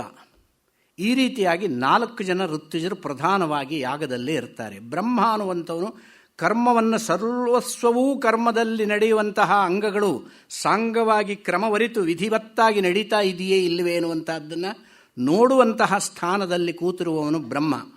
ತಪ್ಪಿದಲ್ಲಿ ತಿದ್ದುವವನು ಬ್ರಹ್ಮ. ಆ ಅಧಿಕಾರ ಅವನಿಗೆ ಮಾತ್ರ, ಬೇರೆಯವರು ಹೇಳಲಿಕ್ಕಿಲ್ಲ. ಅದಕ್ಕೆ ಈವಾಗಲೂ ಕೂಡ ಹೋಮದಲ್ಲಿ ನೋಡಿ, ಬ್ರಹ್ಮನ ಸ್ಥಾನದಲ್ಲಿ ಒಬ್ಬರನ್ನು ಕೂರಿಸಿರ್ತಾರೆ. ಅವನು ಯಾರು ಅಂತ ಕೇಳಿದರೆ ಆ ಕರ್ಮದ ಸ್ವರೂಪ ಸರ್ವಸ್ವವನ್ನು ತಿಳಿದವನಾಗಿರಬೇಕು. ಕರ್ಮದಲ್ಲಿ ಲೋಪವಾದರೆ ಏನು ಪ್ರಾಯಶ್ಚಿತ್ತ ಮಾಡಬೇಕು ಅನ್ನೋದನ್ನು ಹೇಳುವಂತಹ ಸಾಮರ್ಥ್ಯವು ಇದ್ದವನಾಗಿರಬೇಕು. ಅವನ ಕಾರ್ಯ ಅಲ್ಲಿ ಬ್ರಹ್ಮನಿಗೆ 4 ವಿಧವಾದಂತಹ ಕಾರ್ಯಗಳಿದ್ದಾವೆ, ಅದು ವಿಚಾರ ಬೇರೆ. ಆದರೆ ಅವನು ಸರಿಯಾಗಿ ಹೇಳ್ದದ್ದವನಾಗಿಬಿಟ್ರೆ, ಈಗೆಲ್ಲ ಕೂರಿಸೋರಿಗೆ ಎಷ್ಟೋ ಜನಗಳನ್ನು ನೋಡಿದ್ದೇನೆ, ಏನು ಬರೆದದ್ದವ್ರನ್ನ ಬ್ರಹ್ಮಸ್ಥಾನಕ್ಕೆ ಕೂರಿಸ್ಬಿಡುವಂತ. ಯಾಕೆಂದರೆ ಅಲ್ಲಿ ಮಂತ್ರ ಹೇಳಬೇಕಾಗಿಲ್ಲ, ತಂತ್ರ ಮಾಡಬೇಕಾಗಿಲ್ಲ, ಅಂಥವ್ರನ್ನ ಬ್ರಹ್ಮಸ್ಥಾನಕ್ಕೆ ಕೂರಿಸ್ಬಿಡ್ತಾರೆ. ಅದು ಬಹಳ ಲೋಪ. ಆ ಬ್ರಹ್ಮನ ಸ್ಥಾನ ಅಂಥದ್ದು. ಇನ್ನು ಅಧ್ವರ್ಯು ಅಂದರೆ ಪ್ರಧಾನವಾಗಿ ಯಾಗವನ್ನು ಮಾಡುವವನು. ಈ ರೀತಿಯಾದಂತಹ ಬ್ರಹ್ಮನನ್ನಾಗಲಿ, ಮುಖ್ಯವಾಗಿ ಅಧ್ವರ್ಯವನ್ನು ನೇಮಿಸಿಕೊಳ್ಬೇಕಾದಾಗ ಇವನು ಹೋಗಿ ಕೇಳಿದಾಗ ಅಧ್ವರ್ಯು ಆಗಬೇಕಾದಂತಹ ಋಷಿಯಾಗಲಿ ಋತ್ವಿಜನಾಗಲಿ ಹಿಂದೆ ಕೇಳ್ತಾ ಇದ್ರು ಅಂತ ವೇದ ಹೇಳುತ್ತೆ. ಯಾಗವನ್ನು ಮಾಡಬೇಕು ಅಂತ ಹೇಳ್ತಾ ಇದ್ದೀರಿ, ಸರಿ, ಕಾ ದಕ್ಷಿಣ ಅಂತ ಕೇಳ್ತಾನೆ. ದಕ್ಷಿಣೆ ಏನು? ಯಾಕೆಂದರೆ ಎಲ್ಲ ಕೆಲಸ ಆದಮೇಲೆ ಇವರು ದಕ್ಷಿಣೆ ಕಮ್ಮಿ ಕೊಟ್ಟುಬಿಟ್ರು ಅಂದರೆ ಅವನ ಮನಸ್ಸಿಗೆ ವೇದನೆ ಆಗುತ್ತೆ. ಮನಸ್ಸಿಗೆ ವೇದನೆ ಆಯಿತು ಅಂದರೆ ಇವನ ಫಲದಲ್ಲಿ ವೈಗುಣ್ಯವನ್ನು ಪರಮಾತ್ಮ ಉಂಟು ಮಾಡ್ತಾನೆ, ಅವರೆಲ್ಲ ಮಾಡೋದು. ಅದಕ್ಕೋಸ್ಕರವಾಗಿ ಕಾ ದಕ್ಷಿಣ, ಅದು ಒಂದು ರೀತಿ ಅಗ್ರಿಮೆಂಟ್ ಇದ್ದ ಹಾಗೆ. ಸಹಸ್ರಂಗಾವೋ ದಕ್ಷಿಣ, ಹಿಂದೆ ದುಡ್ಡು ಕೊಡ್ತಾ ಇರಲಿಲ್ಲ.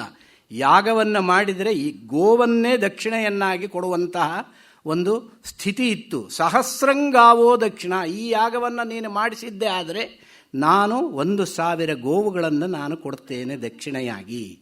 ಗೋವಿನಿಂದ ಕ್ಷೀರವನ್ನು ನಾವು ಪಡೆಯುತ್ತೇವೆ, ಗೋಮೂತ್ರವನ್ನು ಪಡೆಯುತ್ತೇವೆ, ಗೋಮಯವನ್ನು ಪಡೆಯುತ್ತೇವೆ, ಹಾಗೆ ಹಾಲನ್ನು ಪಡೆಯುತ್ತೇವೆ, ಮೊಸರನ್ನು ಪಡೆಯುತ್ತೇವೆ, ಬೆಣ್ಣೆಯನ್ನು ಪಡೆಯುತ್ತೇವೆ, ತುಪ್ಪವನ್ನು ಪಡೆಯುತ್ತೇವೆ.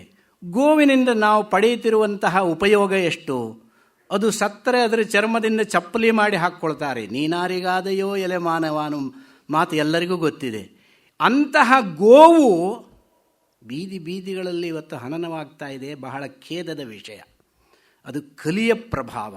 ಇರಲಿ, ಸಹಸ್ರಂಗಾವೋ ದಕ್ಷಿಣ, 1,000 ಗೋವುಗಳು ದಕ್ಷಿಣೆ ಅಂತ ಹೇಳಿದಾಗ ಅವನಿಗೆ ಒಪ್ಪಿಗೆ ಇದ್ದರೆ ಅವನು ಬಂದು ಯಾಗವನ್ನು ಮಾಡಿಸ್ತಾ ಇದ್ದ. ಅದು ಇಲ್ಲ ಅಂತ ಹೇಳಿದರೆ, ಇಲ್ಲ ಇಷ್ಟು ಕೊಡ್ತೀಯಾ ಅಂತ ಕೇಳುವಂಥದ್ದು. ಆವಾಗ ಅವನು ಒಪ್ಪಿದರೆ ಯಾಗವನ್ನು ಮಾಡ್ತಾ ಇದ್ದರು. ಹಾಗೆ ಅಂತಹ ಸಂದರ್ಭದಲ್ಲಿ ಗೋವನ್ನು ದಕ್ಷಿಣೆಯಾಗಿ ಕೊಡ್ತಾ ಇದ್ದಂತಹ ಸಂದರ್ಭದಲ್ಲಿ ಈ ಒಂದು ವಾಜಶ್ರವಸ್ಸು ಯಾಗವನ್ನು ಮಾಡಿದಾಗ ಅವನು ಯಾಗದಲ್ಲಿ ಆ ಅಧ್ವರ್ಯುವಿಗೆ, ಋತ್ವಿಜರಿಗೆ ದಕ್ಷಿಣೆಯ ರೂಪದಲ್ಲಿ ಗೋವನ್ನು ಕೊಡಬೇಕಾಗಿತ್ತು. ಉಷನ್ಹವೈ ವಾಜಶ್ರವಸಃ ಸರ್ವವೇದ ಸಂದದವು. ಅವನು ಯಾವ ಯಾಗ ಮಾಡಿದ್ದು ಅಂತ ಕೇಳಿದರೆ ವಿಶ್ವಜಿದ್ಯಾಗ ಅಂತ ಒಂದು ಯಾಗ ಇದೆ. ಶ್ರೌತ ಪ್ರಯೋಗದಲ್ಲಿ ಹೇಳಿರುವಂತಹ ವಿಶ್ವಜಿದ್ಯಾಗ ಅಂದರೆ ವಿಶ್ವಜಿತ್ ಅನ್ನುವಂತಹದ್ದು ಆ ಯಾಗದ ಹೆಸರು. ಆ ಯಾಗದ ವಿಶೇಷ ಏನು ಅಂದರೆ ತನ್ನಲ್ಲಿದ್ದಿದ್ದು ಎಲ್ಲವನ್ನೂ ದಾನ ಮಾಡಬೇಕು. ದಕ್ಷಿಣಾ ರೂಪದಲ್ಲಿ ಕೊಡೋದಲ್ಲದೆ, ದಕ್ಷಿಣೆ ಅಲ್ಲದೆ ದಾನ ರೂಪದಲ್ಲಿ ಸರ್ವವೇದ ಸಂದದವು, ಸರ್ವಸ್ವವನ್ನು ಕೊಡಬೇಕು. ಯಾರು ಕೊಡ್ತಾರೆ? ಮನೆ ಮಠ ಮಾಡ್ಕೊಂಡು ಹೋಗ್ತಾರೆ ಯಾರಾದರೂ? ಎಲ್ಲವನ್ನು ಕೊಟ್ಟುಬಿಟ್ರೆ ಅಂತ ಕೇಳಬಹುದು. ಮನೆ ಮಠ ಮಾಡಿಕೊಳ್ಳೋ ರೀತಿಯಲ್ಲಿ ಕೊಡಬೇಕು ಅನ್ನೋ ಅರ್ಥವಲ್ಲ. ತನಗೆ ಅತ್ಯಂತ ಎಷ್ಟು ಅವಶ್ಯಕವೋ ಅಷ್ಟನ್ನು ಮಾತ್ರ ಇಟ್ಟುಕೊಂಡು ಬಾಕಿ ಉಳಿದಿದ್ದನ್ನು ಎಲ್ಲವನ್ನೂ ಕೊಡಬೇಕು. ರಾಮಾಯಣದಲ್ಲಿ ರಘುಮಹಾರಾಜನ ವಿಚಾರ ಬರುತ್ತೆ. ರಘುಮಹಾರಾಜನೂ ಕೂಡ ಇದೇ ರೀತಿಯಾದಂತಹ ವಿಶ್ವಜಿದ್ಯಾಗವನ್ನು ಮಾಡ್ತಾನೆ. ವಿಶ್ವಜಿದ್ಯಾಗವನ್ನು ಮಾಡಿದಂತಹ ರಘುಮಹಾರಾಜನ ಹತ್ತಿರಕ್ಕೆ ವರತಂತುಯ ಮುನಿಯ ಶಿಷ್ಯನಾದಂತಹ ಕೌತ್ಸ ತಮಧ್ವರೇ ವಿಶ್ವಜಿತಿ ಕ್ಷಿತೀಶಂ ನಿಶೇಷ ವಿಶ್ರಾಣಿತ ಕೋಶಜಾತಂ ಉಪಾತ್ತವಿದ್ಯೋ ಗುರುದಕ್ಷಿಣಾರ್ಥಿ ಕೌತ್ಸಃ ಪ್ರಪೇದೆ ವರತಂತು ಶಿಷ್ಯ. ವರತಂತು ಮುನಿಯ ಶಿಷ್ಯನಾದಂತಹ ಕೌತ್ಸ ಅನ್ನುವಂತಹ ಮಹರ್ಷಿ ಶಿಷ್ಯ ರಘುಮಹಾರಾಜನ ಹತ್ತಿರಕ್ಕೆ ಹೋಗ್ತಾನೆ. ಯಾತಕ್ಕೆ ಅಂತ ಕೇಳಿದರೆ, ಈ ಒಂದು ನಾನು ಅಧ್ಯಯನ ಅನ್ನುವಂತಹದ್ದು ಸಂಪೂರ್ಣವನ್ನು ಮಾಡಿದ್ದೇನೆ, ಗುರುದಕ್ಷಿಣೆ ಕೊಡಬೇಕಾದ್ರೆ ನನ್ನ ಹತ್ರ ಏನೂ ಇಲ್ಲ, ಯಾರ ಹತ್ರ ಏನೂ ಇಲ್ವಾ ಅವರಿಗೆ ಯಾರು ದಿಕ್ಕು? ರಾಜನೇ ದಿಕ್ಕು. ಬಡವರಿಗೆ ಯಾರು ದಿಕ್ಕು? ಯಾರು ದಿಕ್ಕು ಆಗಬೇಕು? ಸರ್ಕಾರ ದಿಕ್ಕು ಆಗಬೇಕು. ಸರ್ಕಾರ ಯಾರಿಗೋ ದಿಕ್ಕಾಗಿದೆ, ಬಡವರನ್ನು ಮಾತ್ರ ಮರೆತಿದೆ. ಆ ರೀತಿಯಾದಂತಹ ಸಂದರ್ಭ ಹಿಂದೆ ಇತ್ತು. ಅವನು ರಾಜನ ಹತ್ರ ಹೋಗಿ ಕೇಳ್ತಾನೆ, ನನಗೆ ಈಗ ಗುರುದಕ್ಷಿಣೆ ಕೊಡಬೇಕಾಗಿದೆ, ನನಗೆ ಈಗ ನೀನೇನಾದರೂ ಗುರುದಕ್ಷಿಣಾ ರೂಪದಲ್ಲಿ ಕೊಡಬೇಕು. ಕೇಳಿದ್ಯಾರ ಹತ್ರ? ರಘು ಮಹಾರಾಜನ ಹತ್ರ. ಯಾವ ಸಂದರ್ಭದಲ್ಲಿ ಕೇಳಿದಾನೆ? ಅವನು ವಿಶ್ವಜಿದ್ಯಾಗವನ್ನು ಮಾಡಿ ಬರಿಗೈಯಲ್ಲಿ ನಿಂತಿರುವಂತಹ ಸಂದರ್ಭದಲ್ಲಿ ಹೋಗಿ ಕೇಳಿದ್ದಾನೆ. ಆದರೂ ಅವನಿಗೆ ಅಭಯವನ್ನಿತ್ತು. ಇವನು ದಕ್ಷಿಣೆಯನ್ನು ಕೊಡ್ತಾನೆ. ಅವನು ತಂದು ವರತಂತು ಮುನಿಗೆ ಅರ್ಪಿಸಿ ಗುರುವಿನ ಋಣದಿಂದ ವಿಮುಕ್ತನಾಗ್ತಾನೆ. ಇದು ಹಿಂದಿನ ಕಾಲದ ಸ್ಥಿತಿ. ಹಿಂದಿನ ಕಾಲದಲ್ಲಿ ಗುರುದಕ್ಷಿಣೆ ಎನ್ನುವಂತಹದ್ದಕ್ಕೆ ಅಷ್ಟು ಪ್ರಾಧಾನ್ಯವಿತ್ತು. ಹಾಗೆ ಗುರುದಕ್ಷಿಣೆಯನ್ನು ಕೊಟ್ಟು ಅವನು ಹೇಗೆ ಋಣವಿಮುಕ್ತನಾದನೋ ಹಾಗೆ ವಿಶ್ವಜಿದ್ಯಾಗವನ್ನು ಮಾಡಿದಾಗ ಎಲ್ಲವನ್ನೂ ಕೂಡ ತನ್ನಲ್ಲಿರುವ ಐಶ್ವರ್ಯವನ್ನು ದಾನ ಮಾಡಬೇಕು. ಯಾತಕ್ಕೆ ಅಂದರೆ ಅವನು ಯಾವ ಫಲವನ್ನು, ಸ್ವರ್ಗರೂಪ ಫಲವನ್ನು, ವಿಶ್ವಜಿದ್ಯಾಗಕ್ಕೆ ಫಲವೇನು ಅಂತ ಕೇಳಿದರೆ ಸ್ವರ್ಗ. ಸ್ವರ್ಗ ಯಾರಿಗೆ ಬೇಡ ಸ್ವಾಮಿ? ಸ್ವರ್ಗ ಅನ್ನುವಂಥದ್ದು ಒಂದಿದೆ ಅಂತ ಕೇಳಿದಾಗಲೇ ಎಲ್ಲರ ಕಣ್ಣು ದೊಡ್ಡಾಗ್ಬಿಡುತ್ತೆ. ಹಾಗೊಂದಿದೆಯೋ? ಅಷ್ಟು ಸುಖ ಅನ್ನುವಂಥದ್ದು ಅಲ್ಲಿದೆಯೋ? ದುಃಖ ಅನ್ನುವಂಥದ್ದು ಲವಲೇಶವೂ ಇಲ್ಲದೆ ಇರುವಂಥದ್ದು ಸ್ವರ್ಗ. ಸ್ವರ್ಗದಲ್ಲೂ ತಾರತಮ್ಯ ಇದೆ. ಒಂದೊಂದು ಸ್ವರ್ಗ ಒಂದೊಂದು ರೀತಿಯಾದದ್ದು. ಆ ಸ್ವರ್ಗದಲ್ಲಿ ನೀವು ಯಾವ ಸ್ವರ್ಗವನ್ನು ಬಯಸ್ತೀರಾ? ಇವತ್ತಿನ ಕಾಲದ ಭಾಷೆಯಲ್ಲಿ ಹೇಳಬೇಕು ಅಂದರೆ 3 star hotel, 5 star hotel, 7 star hotel. ಆ ಸ್ಟಾರ್ಗಳಲ್ಲಿ ಏನಿದೆಯಪ್ಪ? ಸ್ಟಾರ್ಗಳಲ್ಲಿ ನಿಮಗೆ ಆ ಒಂದು ಆತಿಥ್ಯದಲ್ಲಿ ಇರುವ ತಾರತಮ್ಯ ಏನಿದೆಯೋ, ಸುಖದ ತಾರತಮ್ಯ ಅಂತ ನಾವು ಹೇಳ್ತೀವೋ, ಆ ಒಂದು ಸುಖದ ತಾರತಮ್ಯ ಸ್ವರ್ಗದಲ್ಲೂ ಬೇರೆ ಬೇರೆಯಾಗಿರುತ್ತಂತೆ. ಅಂತಹ ಸ್ವರ್ಗದಲ್ಲಿ ಎಲ್ಲರಿಗೂ ಒಂದೇ ರೀತಿ ಸ್ವರ್ಗ ಸಿಗಲಿಕ್ಕೆ ಸಾಧ್ಯವಿಲ್ಲ. ಪುಣ್ಯವಂತರೇ ಆದರೂ ಒಬ್ಬೊಬ್ಬ ಒಂದೊಂದು ರೀತಿಯ ಪುಣ್ಯಕ್ಕೆ ಒಂದೊಂದು ರೀತಿಯಾದಂತಹ ಸುಖ. ನೀವು ಮೈಸೂರು ಪಾಕ ತಿಂದರೆ ಆಗುವ ಸುಖವೇ ಬೇರೆ, ರಸಗುಲ್ಲ ತಿಂದರೆ ಆಗುವ ಸುಖವೇ ಬೇರೆ, ಕಬ್ಬಿನ ಹಾಲನ್ನು ಕುಡಿದ್ರೆ ಆಗುವ ಸುಖವೇ ಬೇರೆ. ಎಲ್ಲದೂ ಒಂದೇ ಅಂತಾಗಿದ್ದರೆ ಇಷ್ಟು ಸ್ವೀಟ್ ಸ್ಟಾಲ್ಗಳು ಯಾಕೆ ಬೇಕಿತ್ತು? ಒಂದೇ ಸಕ್ಕರೆ ಅಥವಾ ಬೆಲ್ಲದಚ್ಚು ತಿಂದುಬಿಟ್ಟಿದ್ರೆ ಸಾಕಾಗಿತ್ತು.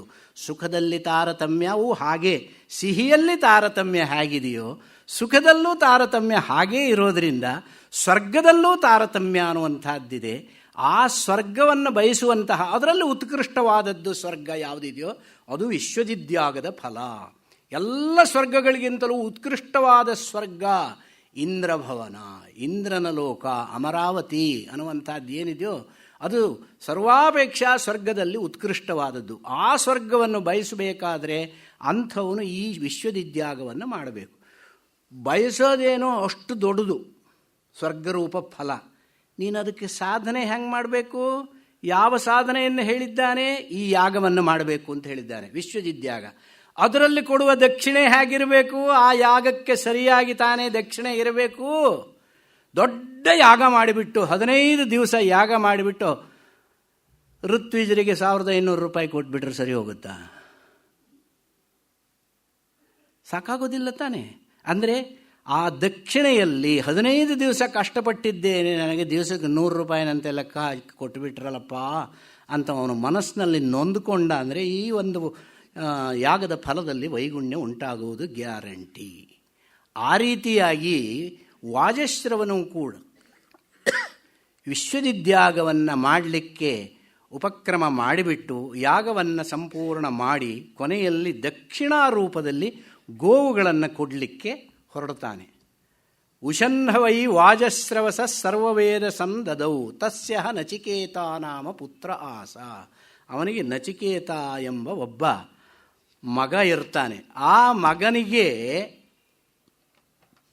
ಅವನು ಎಂಥ ಮಗನಪ್ಪ ಅಂದರೆ, ಅಂಥ ಮಗನನ್ನು ಪಡೆಯಬೇಕಾದ್ರೆ ಇವನೆಷ್ಟು ಪುಣ್ಯ ಮಾಡಿರಬೇಕು. ಮಗನಿಂದ ತಂದೆಗೆ ಕೀರ್ತಿ ಬರುವಂಥದ್ದು ಏನಿದೆಯೋ ಅದು ತಂದೆ ಮಾಡಿರುವ ಪುಣ್ಯದ ವಿಶೇಷ. ಮಗನಿಂದ ನಾನು ಇಂಥವನಪ್ಪ ಅಂತ ಹೇಳ್ಕೊಳ್ಳೋದ್ರಲ್ಲೇ ಹೆಮ್ಮೆ ಪಡುವಂತಹ ತಂದೆ ತಾಯಂದಿರು ಇರ್ತಾರೆ.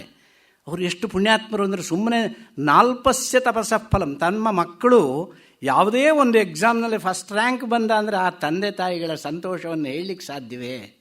ನನಗೆ ಹೇಳಲಿಕ್ಕೆ ಶಬ್ದಗಳೇ ಇಲ್ಲ ಅಂತ ಹೇಳ್ತಾರೆ, ಅಷ್ಟು ಸಂತೋಷವಾಗುತ್ತೆ.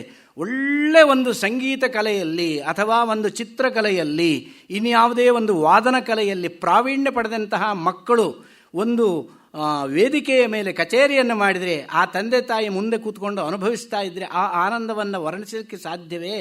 ಇಲ್ಲೂ ಕೂಡ ಅಂತಹ ಪುಣ್ಯಾತ್ಮರು ಎಷ್ಟೋ ಜನ ಇರಬಹುದು. ತಮ್ಮ ಮಕ್ಕಳು ಬೇರೆ ಬೇರೆ ಸಾಧನೆಯನ್ನು ಮಾಡಿರುವಂತಹ ತಂದೆ ತಾಯಿ ಅಂದರೆ ಎಷ್ಟೋ ಜನ ಇರಬಹುದು. ನೀವೆಲ್ಲ ಅಂತಹ ಅನುಭವವನ್ನು ಪಡೆದವರು, ಅನುಭವಿಸಿರುವವರನ್ನು ನೋಡಿದವರು, ಕೇಳಿದವರು ಕೂಡ. ಆದ್ದರಿಂದ ಆ ಒಂದು ಸಂತೋಷ ಅನಿರ್ವಚನೀಯವಾದಂತಹ ಸಂತೋಷ. ಅಂತಹ ಸಂತೋಷವನ್ನು ಪಡೆಯಬೇಕಾದ್ರೆ ಆ ಮಕ್ಕಳು ಅಂಥವರಾಗಿರಬೇಕಾದ್ರೆ ಇವರೆಷ್ಟು ಪುಣ್ಯ ಮಾಡಿರಬೇಕು. ಪುಣ್ಯ ಮಾಡಿದ್ರೇನೇ ಒಳ್ಳೆ ಮಕ್ಕಳು ಹುಟ್ಟುತ್ತಾರೆ. ಇಲ್ಲ ಅಂತಾದರೆ ಸಮಾಜಕ್ಕೆ ಕಂಟಕಪ್ರಾಯರಾದಂತಹ ಮಕ್ಕಳು ದಿನ ಬೆಳಗಾದರೆ ಪತ್ರಿಕೆಯಲ್ಲಿ ಅವ್ರದ್ದೇ ಹೆಸರು ಬರೋದು. ಯಾವ ರೀತಿಯಾಗಿ? ಕುಪ್ರಸಿದ್ಧಿ ಅಂತ ಹೇಳ್ತಾರೆ. ಯಾವುದೇ ಏನಕೇನ ಪ್ರಕಾರೇಣ ಪ್ರಸಿದ್ಧ ಪುರುಷೋ ಭವೇತ್ ಅನ್ನುವಂತಹ ಒಂದೇ ಉದ್ದೇಶ ಇಟ್ಟುಕೊಂಡ್ರೆ, ಘಟಂ ಭಿಂದ್ಯಾತ್ ಪಟಂ ಭಿಂದ್ಯಾತ್ ಕುರ್ಯಾದ್ ರಾಸಭರೋಹಣಂ ಏನಕೇನ ಪ್ರಕಾರೇಣ ಪ್ರಸಿದ್ಧ ಪುರುಷೋ ಭವೇತ್, ಪ್ರಸಿದ್ಧಿಯನ್ನು ಪಡೆಯಬೇಕು ಅನ್ನುವಂತಹ ಒಂದೇ ಬಯಕೆ ಇದ್ದುಬಿಟ್ರೆ ಮಾರ್ಗ ಯಾವುದಾದ್ರೂ ಆಗಲಿ ಅಂತ ಹೇಳೋರಿಗೆ, ಘಟಂ ಭಿಂದ್ಯಾತ್ ಘಟವನ್ನು ಒಡೆಯುತ್ತಾನಂತೆ 10 ಜನಗಳ ಮಧ್ಯದಲ್ಲಿ, ಮಾರ್ಗ ಮಧ್ಯದಲ್ಲಿ. ಪಟಂ ಭಿಂದ್ಯಾ ಬಟ್ಟೆ ಹರಿತಾನಂತೆ. ಕುರ್ಯಾದ್ ರಾಸಭರೋಹಣಂ ಒಳ್ಳೆ ಮರ್ಸಿಡಿಸ್ ಬೆಂಜ್ ಕಾರ್ನಲ್ಲೇ ಹೋಗ್ತಾ ಇರುವಂತಹ ಮಾರ್ಗದಲ್ಲಿ ಕತ್ತೆ ಮೇಲೆ ಕೂತ್ಕೊಂಡು ಹೋಗ್ತಾನಂತೆ. ಹೀಗೆ ಮಾಡಿದಾಗ ಎಲ್ಲ ಇಂಥ ಜಾಗದಲ್ಲಿ ಮಹಾತ್ಮ ಗಾಂಧಿ ರೋಡ್ನಲ್ಲಿ ಎಂಥವ್ರು ತಿರುಗ್ತಾ ಇರ್ತಾರೆ. ಅಲ್ಲಿ ಕತ್ತೆ ಮೇಲೆ ಯಾರಾದರೂ ಹೋದರೆ ಎಲ್ಲರೂ ಅವನನ್ನು ನೋಡೋದಿಲ್ವೇ? ಅದರ ಅರ್ಥ ಏನು? ಇವನು ಯಾರಪ್ಪ ವಿಲಕ್ಷಣ ವ್ಯಕ್ತಿ ಅಂತ ಅವನು ಹಾಗೆ ಕುಪ್ರಸಿದ್ಧಿಯನ್ನು ಪಡೆಯುತ್ತಾನೆ. ಆದರೆ ಕುಪ್ರಸಿದ್ಧಿ ಅಲ್ಲ, ಸುಪ್ರಸಿದ್ಧಿ ಪಡೆಯಬೇಕಾದರೆ ಮಕ್ಕಳ ನಿಮಿತ್ತವಾಗಿ ತಂದೆ ತಾಯಿಯಂದರು ಪುಣ್ಯ ಮಾಡಿರಬೇಕು. ನಚಿಕೇತನಂಥ ಒಬ್ಬ ಮಹಾತ್ಮನನ್ನು ಪುತ್ರನನ್ನಾಗಿ ಪಡೆಯಬೇಕಾದರೆ ವಾಜಶ್ರವನ ಎಂಥ ಒಂದು ಪುಣ್ಯ ಮಾಡಿರಬೇಕು. ಅವನಿಗೆ ನಚಿಕೇತ ಅನ್ನುವಂತಹ ಪುತ್ರ ಇದ್ದ. ಅವನಿನ್ನು ಕೌಮಾರಾವಸ್ಥೆಯಲ್ಲಿದ್ದ. ಆ ಒಂದು ಅವಸ್ಥೆಯಲ್ಲಿದ್ದಂತಹ ಕುಮಾರನಾಗಿದ್ದಂಥ ನಚಿಕೇತ ಅಪ್ಪ ಮಾಡ್ತಿರೋ ಯಾಗವನ್ನು ಸುಮ್ಮನೆ ನೋಡ್ತಾ ಕೂತಿದ್ದ. ಆದರೆ ಅವನಲ್ಲಿ ಸಂಸ್ಕಾರ ಬೆಳೆದಿತ್ತು. ಎಷ್ಟೋ ಸಾರಿ ಅಪ್ಪನೇ ಹೇಳಿರುವಂತಹ ಮಾತನ್ನು ಇದನ್ನೆಲ್ಲ ನಾವು ಊಹೆ ಮಾಡಬೇಕಾಗುತ್ತೆ. ಈ ಒಂದು ಕಥೆಯ ಹಿನ್ನೆಲೆಯಲ್ಲಿ ನಾವು ಊಹೆ ಮಾಡಬೇಕಾಗುತ್ತೆ. ಸುಮ್ಮನೆ ಏನೋ ಒಂದು ಹೇಳಿಬಿಟ್ರೆ ಯಾರೂ ನಂಬಲಿಕ್ಕಿಲ್ಲ. ಇದಕ್ಕೆ ಹಿನ್ನೆಲೆಯಾಗಿ ಮಹಾಭಾರತದಲ್ಲೂ ಈ ಕಥೆ ಬರುತ್ತೆ. ಯಮನಚಿಕೇತ ಸಂವಾದ ಅನ್ನುವಂಥದ್ದು ಮಹಾಭಾರತದಲ್ಲೂ ಇದೆ. ಆ ಕಥೆಯ ಪ್ರಕಾರವಾಗಿ ಅವನಿಗೆ ಅನೇಕ ದಿನಗಳಿಂದ ತಂದೆ ಮಾಡುತ್ತಿರುವಂತಹ ಯಾಗಗಳಾಗಲಿ, ಬೇರೆ ಋಷಿಮುನಿಗಳು ಮಾಡುತ್ತಿರುವಂತಹ ಯಾಗಕ್ಕೆ ತಂದೆಯ ಜೊತೆಯಲ್ಲಿ ಹೋಗಿ ಅವನು ನೋಡಿ ಅನೇಕ ಕಡೆಯಲ್ಲಿ ಸಣ್ಣ ಮಕ್ಕಳಿಗೆ ಅನೇಕ ಇಂಥ ಕಾರ್ಯಕ್ರಮಗಳಲ್ಲೇ ಭಾಗಿಯಾಗುವಂತಹ ಅವಕಾಶವನ್ನು ಹೆಚ್ಚು ಕಲ್ಪಿಸಿಕೊಟ್ಟಾಗ ಆ ಸಂಸ್ಕಾರವೇ ಬೆಳೆಯುತ್ತೆ. ಆ ಸಂಸ್ಕಾರ ಬೆಳೆದು 10 ಜನ ಆಡಿರುವ ಮಾತನ್ನು ಕೇಳಿ ಕಿವಿಯಲ್ಲಿ ಅವರು ಸಂಸ್ಕಾರ ಬಂದಿರುತ್ತೆ, ನೋಡಿ ಸಂಸ್ಕಾರವಾಗಿರುತ್ತೆ. ಅಂತಹ ದಕ್ಷಿಣೆಗೆ ಇರುವ ಮಹತ್ವವನ್ನು ತಿಳಿದುಕೊಂಡಂತಹ ಸ್ಥಿತಿಯಲ್ಲಿದ್ದ ಬಾಲಕ ನಚಿಕೇತ. ಆವಾಗ ಈ ಯಾಗದ ಒಂದು ದಕ್ಷಿಣಾ ರೂಪದಲ್ಲಿ ಏನು ಕೊಡಬೇಕು? ಗೋವನ್ನು ಕೊಡಬೇಕು. ಎಂತಹ ಗೋವುಗಳನ್ನು ಕೊಡಬೇಕು? ಇವನು ಎಂತಹ ಗೋವುಗಳನ್ನು ಕೊಡ್ತಾ ಇದ್ದ ಅಂತ ಕೇಳಿದರೆ, ತಗುಂಹ ಕುಮಾರಂ ಸಂತಂ ದಕ್ಷಿಣಾಸು ನೀಯಮಾನಾಸು ಶ್ರದ್ಧಾ ಆವಿವೇಶ ಸಹ ಅಮನ್ಯತ. ದಕ್ಷಿಣಾ ರೂಪದಲ್ಲಿ ಕೊಡ್ತಾ ಇರುವಂತಹ ಹಸುಗಳನ್ನೆಲ್ಲ ಹಾಗೆ ಒಂದು ಕಡೆಯಿಂದ ಕಟ್ಟಿ ಆಗಿರುವ ಕೊಟ್ಟಿಗೆಯಿಂದ ಆ ಯಾಗಶಾಲೆಗೆ ಹೊಡ್ಕೊಂಡು ಬರ್ತಾರೆ. ಆ ಬರ್ತಾ ಇರುವಂತಹ ಗೋವುಗಳ ಸಾಲನ್ನು ಇವನು ಕೂತಲ್ಲಿಂದಲೇ ನೋಡಿದ. ಹೇಗಿದ್ದಾವಪ್ಪ ಆ ಒಂದು ಎಷ್ಟು ಹಸುಗಳು, ಎಷ್ಟು ಗೋವುಗಳನ್ನು ದಾನ ರೂಪದಲ್ಲಿ ಕೊಡಬೇಕು, ಯಾವ ರೀತಿಯಾದ ಹಸುಗಳನ್ನು ಕೊಡಬೇಕು ಅಂದರೆ ಇವನು ಅನೇಕ ಯಾಗಗಳಲ್ಲಿ ನೋಡಿದ್ದ. ಆ ಸಂಸ್ಕಾರ ವಿಶೇಷದಿಂದ ಇಲ್ಲಿ ನಮ್ಮ ಅಪ್ಪ ಕೊಡ್ತಾ ಇರುವ ಗೋವುಗಳು ಹೇಗಿದ್ದಾವೆ, ಹಿಂದೆ ನಾನು ನೋಡಿರುವಂತಹ ಯಾಗದಲ್ಲಿ ಕೊಟ್ಟಿರುವ ಗೋವುಗಳು ಹೇಗೆ ಇದ್ದವು, ಇವನು ಯಾಕೆ ಇಂಥದ್ದು ಕೊಡ್ತಾ ಇದ್ದಾನೆ ಎನ್ನುವಂತಹ ಒಂದು ಅವನಿಗೆ ಸಂಶಯ ಬರಲಿಕ್ಕೆ ಶುರುವಾಯಿತು. ಶ್ರದ್ಧಾ ಆವಿವೇಶ, ಶ್ರದ್ಧಾ ಅನ್ನುವಂಥದ್ದು ಅವನ ಮನಸ್ಸಿನಲ್ಲಿ ಬಂತಂತೆ. ಶ್ರದ್ಧಾ ಅಂತ ಹೇಳಿದರೆ ಏನು? ಶ್ರದ್ಧೆ ಅವನಿಗೆ ಶ್ರದ್ಧೆ ಇಲ್ಲ ಅಂತ ಹೇಳ್ತಾರೆ. ಶ್ರದ್ಧಾ ಶಬ್ದಕ್ಕೆ ಏನು ಅರ್ಥ? ಶ್ರದ್ಧೆಯಾ ಕೃತಂ ಶ್ರಾದ್ದಮಿತ್ಯಭಿಧೀಯತೆ ಅಂತ ಒಂದು ಮಾತು ಹೇಳ್ತಾರೆ. ಶ್ರಾದ್ದ ಶಬ್ದಕ್ಕೆ ಅರ್ಥ ಶ್ರದ್ಧೆಯಿಂದ ಮಾಡಬೇಕು ಅಂತ. ಶ್ರದ್ಧೆಯಿಂದ ಮಾಡಬೇಕು ಅಂದರೆ ಆ ಶ್ರದ್ಧೆ ಅಂದರೆ ಯಾವುದು? ಆಸ್ತಿಕ್ಯ ಬುದ್ಧಿ ಶ್ರದ್ಧಾ. ದೇವತಾ ವಿಚಾರದಲ್ಲಿ, ಪರಲೋಕ ವಿಚಾರದಲ್ಲಿ, ಈಶ್ವರನ ವಿಚಾರದಲ್ಲಿ, ಕರ್ಮ ಫಲದ ಆಗುವಿಕೆಯ ವಿಚಾರದಲ್ಲಿ ಯಾರಿಗೆ ನಂಬಿಕೆ ಇರುತ್ತೋ ಆ ನಂಬಿಕೆಗೆ ಶ್ರದ್ಧೆ ಅಂತ ಹೆಸರು.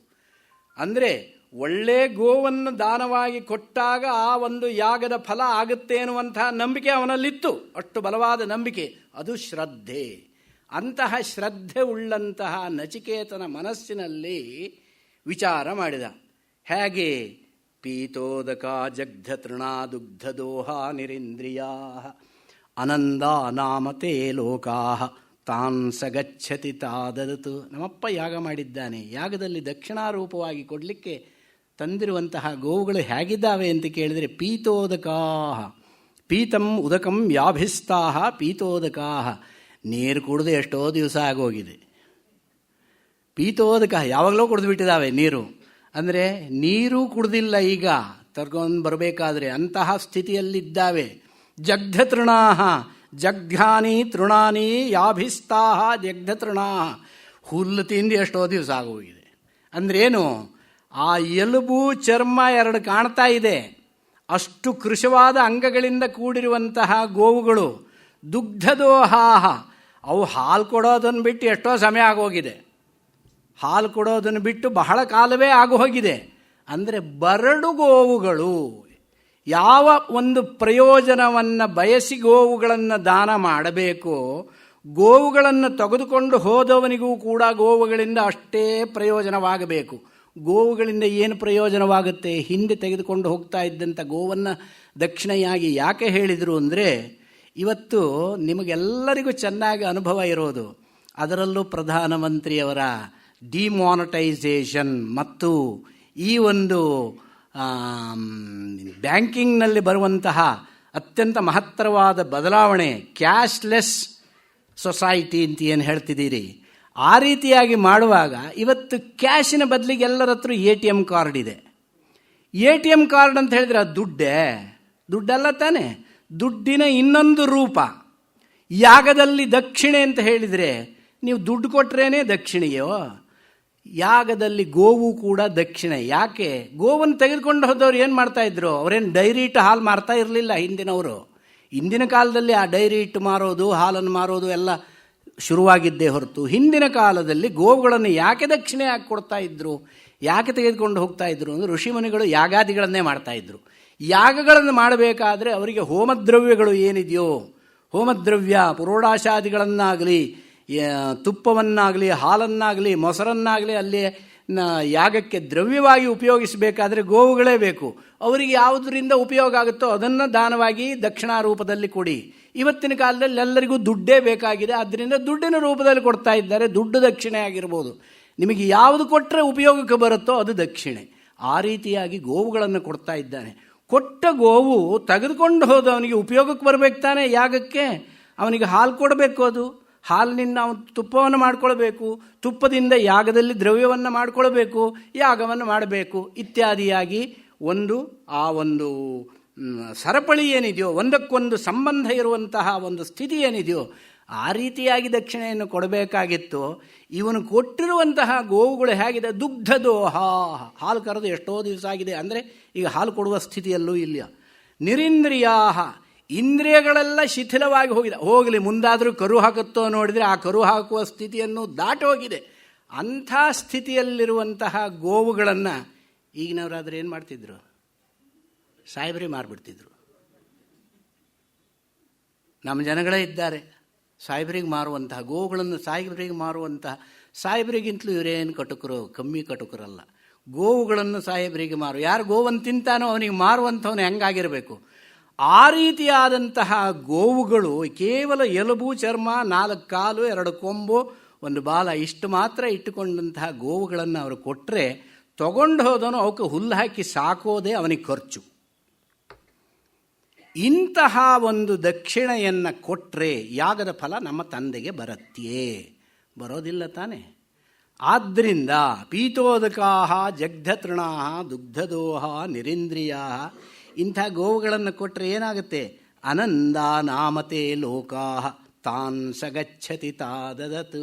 ಇಂತಹ ಒಂದು ಗೋವುಗಳನ್ನು ಕೊಟ್ಟಿದ್ದೇ ಆದರೆ ಅನಂದಾಹ ನಂದತೀತಿ ನಂದಃ ನ ನಂದತೀತಿ ಅನಂದಃ, ಎಲ್ಲಿ ಆ ಒಂದು ಸಂತೋಷ ಇರೋದಿಲ್ವೋ ಅಂತಹ ಲೋಕಕ್ಕೆ ಹೋಗ್ತಾನೆ. ಸಂತೋಷ ಸುಖ ಇಲ್ಲದೆ ಇರುವ ಲೋಕ ಯಾವುದು? ನರಕ ತಾನೆ. ಅನಂದ ನಾಮತೆ ಲೋಕ. ಇಂತಹ ದಕ್ಷಿಣೆಯನ್ನು ಕೊಟ್ಟರೆ ಅವನು ನರಕಕ್ಕೆ ಹೋಗ್ತಾನೆ. ತನಗೇನೋ ಸ್ವರ್ಗ ಪ್ರಾಪ್ತಿ ರೂಪ ಫಲ ಬೇಕು, ತಗೊಂಡು ಹೋದವನಿಗೆ 3 ಕಾಸಿನ ಪ್ರಯೋಜನವಿಲ್ಲ. ಅಂತಹ ದಕ್ಷಿಣೆಯನ್ನು ಕೊಟ್ಟರೆ ಅವನ ಫಲದಲ್ಲಿ ವೈಗುಣ್ಯ ಬರೋದು ಒಂದೇ ಅಲ್ಲ, ದುಃಖವನ್ನೂ ಅನುಭವಿಸಬೇಕಾಗುತ್ತೆ. ಅನಂದ ನಾಮತೆ ಲೋಕಾಹ ತಾನ್ ಸ ಗಚ್ಚತಿ ತಾಹದ. ಅಂತಹ ಗೋವುಗಳನ್ನು ಕೊಟ್ಟಿದ್ದೇ ಆದಲ್ಲಿ ಇವನಿಗೆ ನರಕ ಶತಸಿದ್ಧ. ತಂದೆಗೆ ನರಕ ಶತಸಿದ್ಧ ಅಂತ ಮಗನಿಗೆ, ಒಳ್ಳೆ ಶ್ರದ್ಧಾವಂತನಾದಂತಹ ಮಗನಿಗೆ ಗೊತ್ತಾಯಿತು ಅಂತಾದಾಗ ಯಾವ ಮಗ ಸುಮ್ಮನೆ ಇರ್ತಾನೆ ಹೇಳಿ? ಅಷ್ಟು ಯೋಚನೆ ಮಾಡುವ ಸಾಮರ್ಥ್ಯವಿದ್ದವನು. ಆವಾಗ ಅವನು ಯೋಚನೆ ಮಾಡ್ತಾನಂತೆ, ತಂದೆ ನರಕಕ್ಕೆ ಹೋಗ್ತಾನೆ ಅಂತ ಆದರೆ ಅಂತಹ ನರಕಪಾತದಿಂದ ತಂದೆಯನ್ನು ರಕ್ಷಿಸಬೇಕಾದವನು ಮಗ. ಅದು ಪುತ್ರಸ್ಯ ಪುತ್ರತ, ತ್ರಿಭಿಃ ಪುತ್ರಸ್ಯ ಪುತ್ರತ ಅಂತ ಹೇಳಿಬಿಟ್ಟು ಶ್ರಾದ್ದ ಪ್ರಕ್ರಿಯೆಯಲ್ಲಿ ಧರ್ಮಶಾಸ್ತ್ರದಲ್ಲಿ ಹೇಳ್ತಾರೆ. ಗಯಾಯಾಮ್ ಪಿಂಡದಾನೇಚ, ಗಯೆಯಲ್ಲಿ ಪಿಂಡದಾನವನ್ನು ಮಾಡಬೇಕು. ಆಮೇಲೆ ವಾಕ್ಯಸ್ಯ ಕರಣ, ತಂದೆಯ ಮಾತನ್ನು, ತಂದೆ ಅಂತ ಹೇಳಿದರೆ ತಂದೆ ತಾಯಿಯಂದಿರ ಮಾತನ್ನು ಕೇಳಬೇಕು. ಗಯಾಯಾಮ್ ಪಿಂಡದಾನಾಚ್ಚ ತ್ರಿಭಿಃ ಪುತ್ರಸ್ಯ ಪುತ್ರತ. ಇದನ್ನು ಮಾಡಿದಾಗ, ಯಾಕೆ ಅಂದರೆ ಗಯೆಯಲ್ಲಿ ಪಿಂಡದಾನ ಮಾಡಿದ್ರಿಂದ ತಂದೆಗೆ ಮೋಕ್ಷ ಅನ್ನುವಂಥದ್ದು, ಸ್ವರ್ಗ ಪ್ರಾಪ್ತಿ ಆಗುತ್ತೆ ಅನ್ನುವಂಥ ಒಂದು ನಂಬಿಕೆ ಶಾಸ್ತ್ರಗಳು ಹೇಳಿದ್ರಿಂದ ಅದನ್ನು ಮಾಡುವಂಥವನು ಪುತ್ರ. ಹಾಗಾದರೆ ಪುತ್ರನಾದ ನನ್ನ ಕರ್ತವ್ಯವೇನು? ನರಕಪಾತದಿಂದ ತಂದೆಯನ್ನು ಉದ್ಧಾರ ಮಾಡುವುದಕ್ಕೋಸ್ಕರವಾಗಿ ಶ್ರಾದ್ದ ಪ್ರಕ್ರಿಯೆಯಲ್ಲಿ ಅನೇಕ ವಿಧವಾದಂತಹ ವಿಚಾರಗಳಿರುವಂಥದ್ದು. ಹಾಗೆ ವಿಚಾರ ಮಾಡಿದಂತಹ ನಚಿಕೇತ, ನಾನು ಇವನ ಮಗನಾಗಿದ್ದಕ್ಕೆ ಅವನಿಗೆ ದುಷ್ಟಲೋಕ ಪ್ರಾಪ್ತಿಯಿಂದ ಅವನನ್ನು ಕಾಪಾಡಬೇಕಾದದ್ದು ನನ್ನ ಕರ್ತವ್ಯ ಅಂತ ಚಿಂತೆ ಮಾಡಿಬಿಟ್ಟು, ಆದರೂ ಕೂಡ ಪೂರ್ತಿ ವಿಮರ್ಶೆ ಮಾಡುವಷ್ಟು ಸಾಮರ್ಥ್ಯ ಅವನಿಗಿಲ್ಲ. ಆದರೂ ಕೂಡ 10 ಯಾಗಗಳಲ್ಲಿ ಕೊಟ್ಟಿರುವಂತಹ ಗೋರೂಪ ದಕ್ಷಿಣೆಗೂ ಈ ಗೋರೂಪ ದಕ್ಷಿಣೆಗೂ ವ್ಯತ್ಯಾಸ ಇರುವುದನ್ನು ನೋಡಿ, ಇದರಿಂದ ತಂದೆಗೇನೋ ಕೇಡು ಆಗುತ್ತೆ ಅಂತ ತಿಳಿದು ಆ ಕೇಡಿನಿಂದ ತಂದೆಯನ್ನು ರಕ್ಷಿಸಬೇಕು ಅಂತ ತಿಳಿದುಬಿಟ್ಟು, ಅಪ್ಪ ಹಾಗಾದರೆ ನೀನು ಇವನ್ನೆಲ್ಲ ಕೊಡ್ತಾ ಇದ್ದೀಯಲ್ಲ, ಇವೆಲ್ಲ ಇಂಥವುಗಳಿದ್ದಾವೆ, ಇವುಗಳನ್ನು ಕೊಡ್ತಾ ಇದ್ದ, ನನ್ನನ್ನೇ ಯಾರಿಗೆ ಕೊಡ್ತೀಯ? ಸಹೋವಾಚ ಪಿತರಂ ತತ ಕಸ್ಮೈ ಮಾಂ ದಾಸ್ಯಸೀತಿ ದ್ವಿತೀಯಂ ತೃತೀಯಂ ಹೋವಾಚ.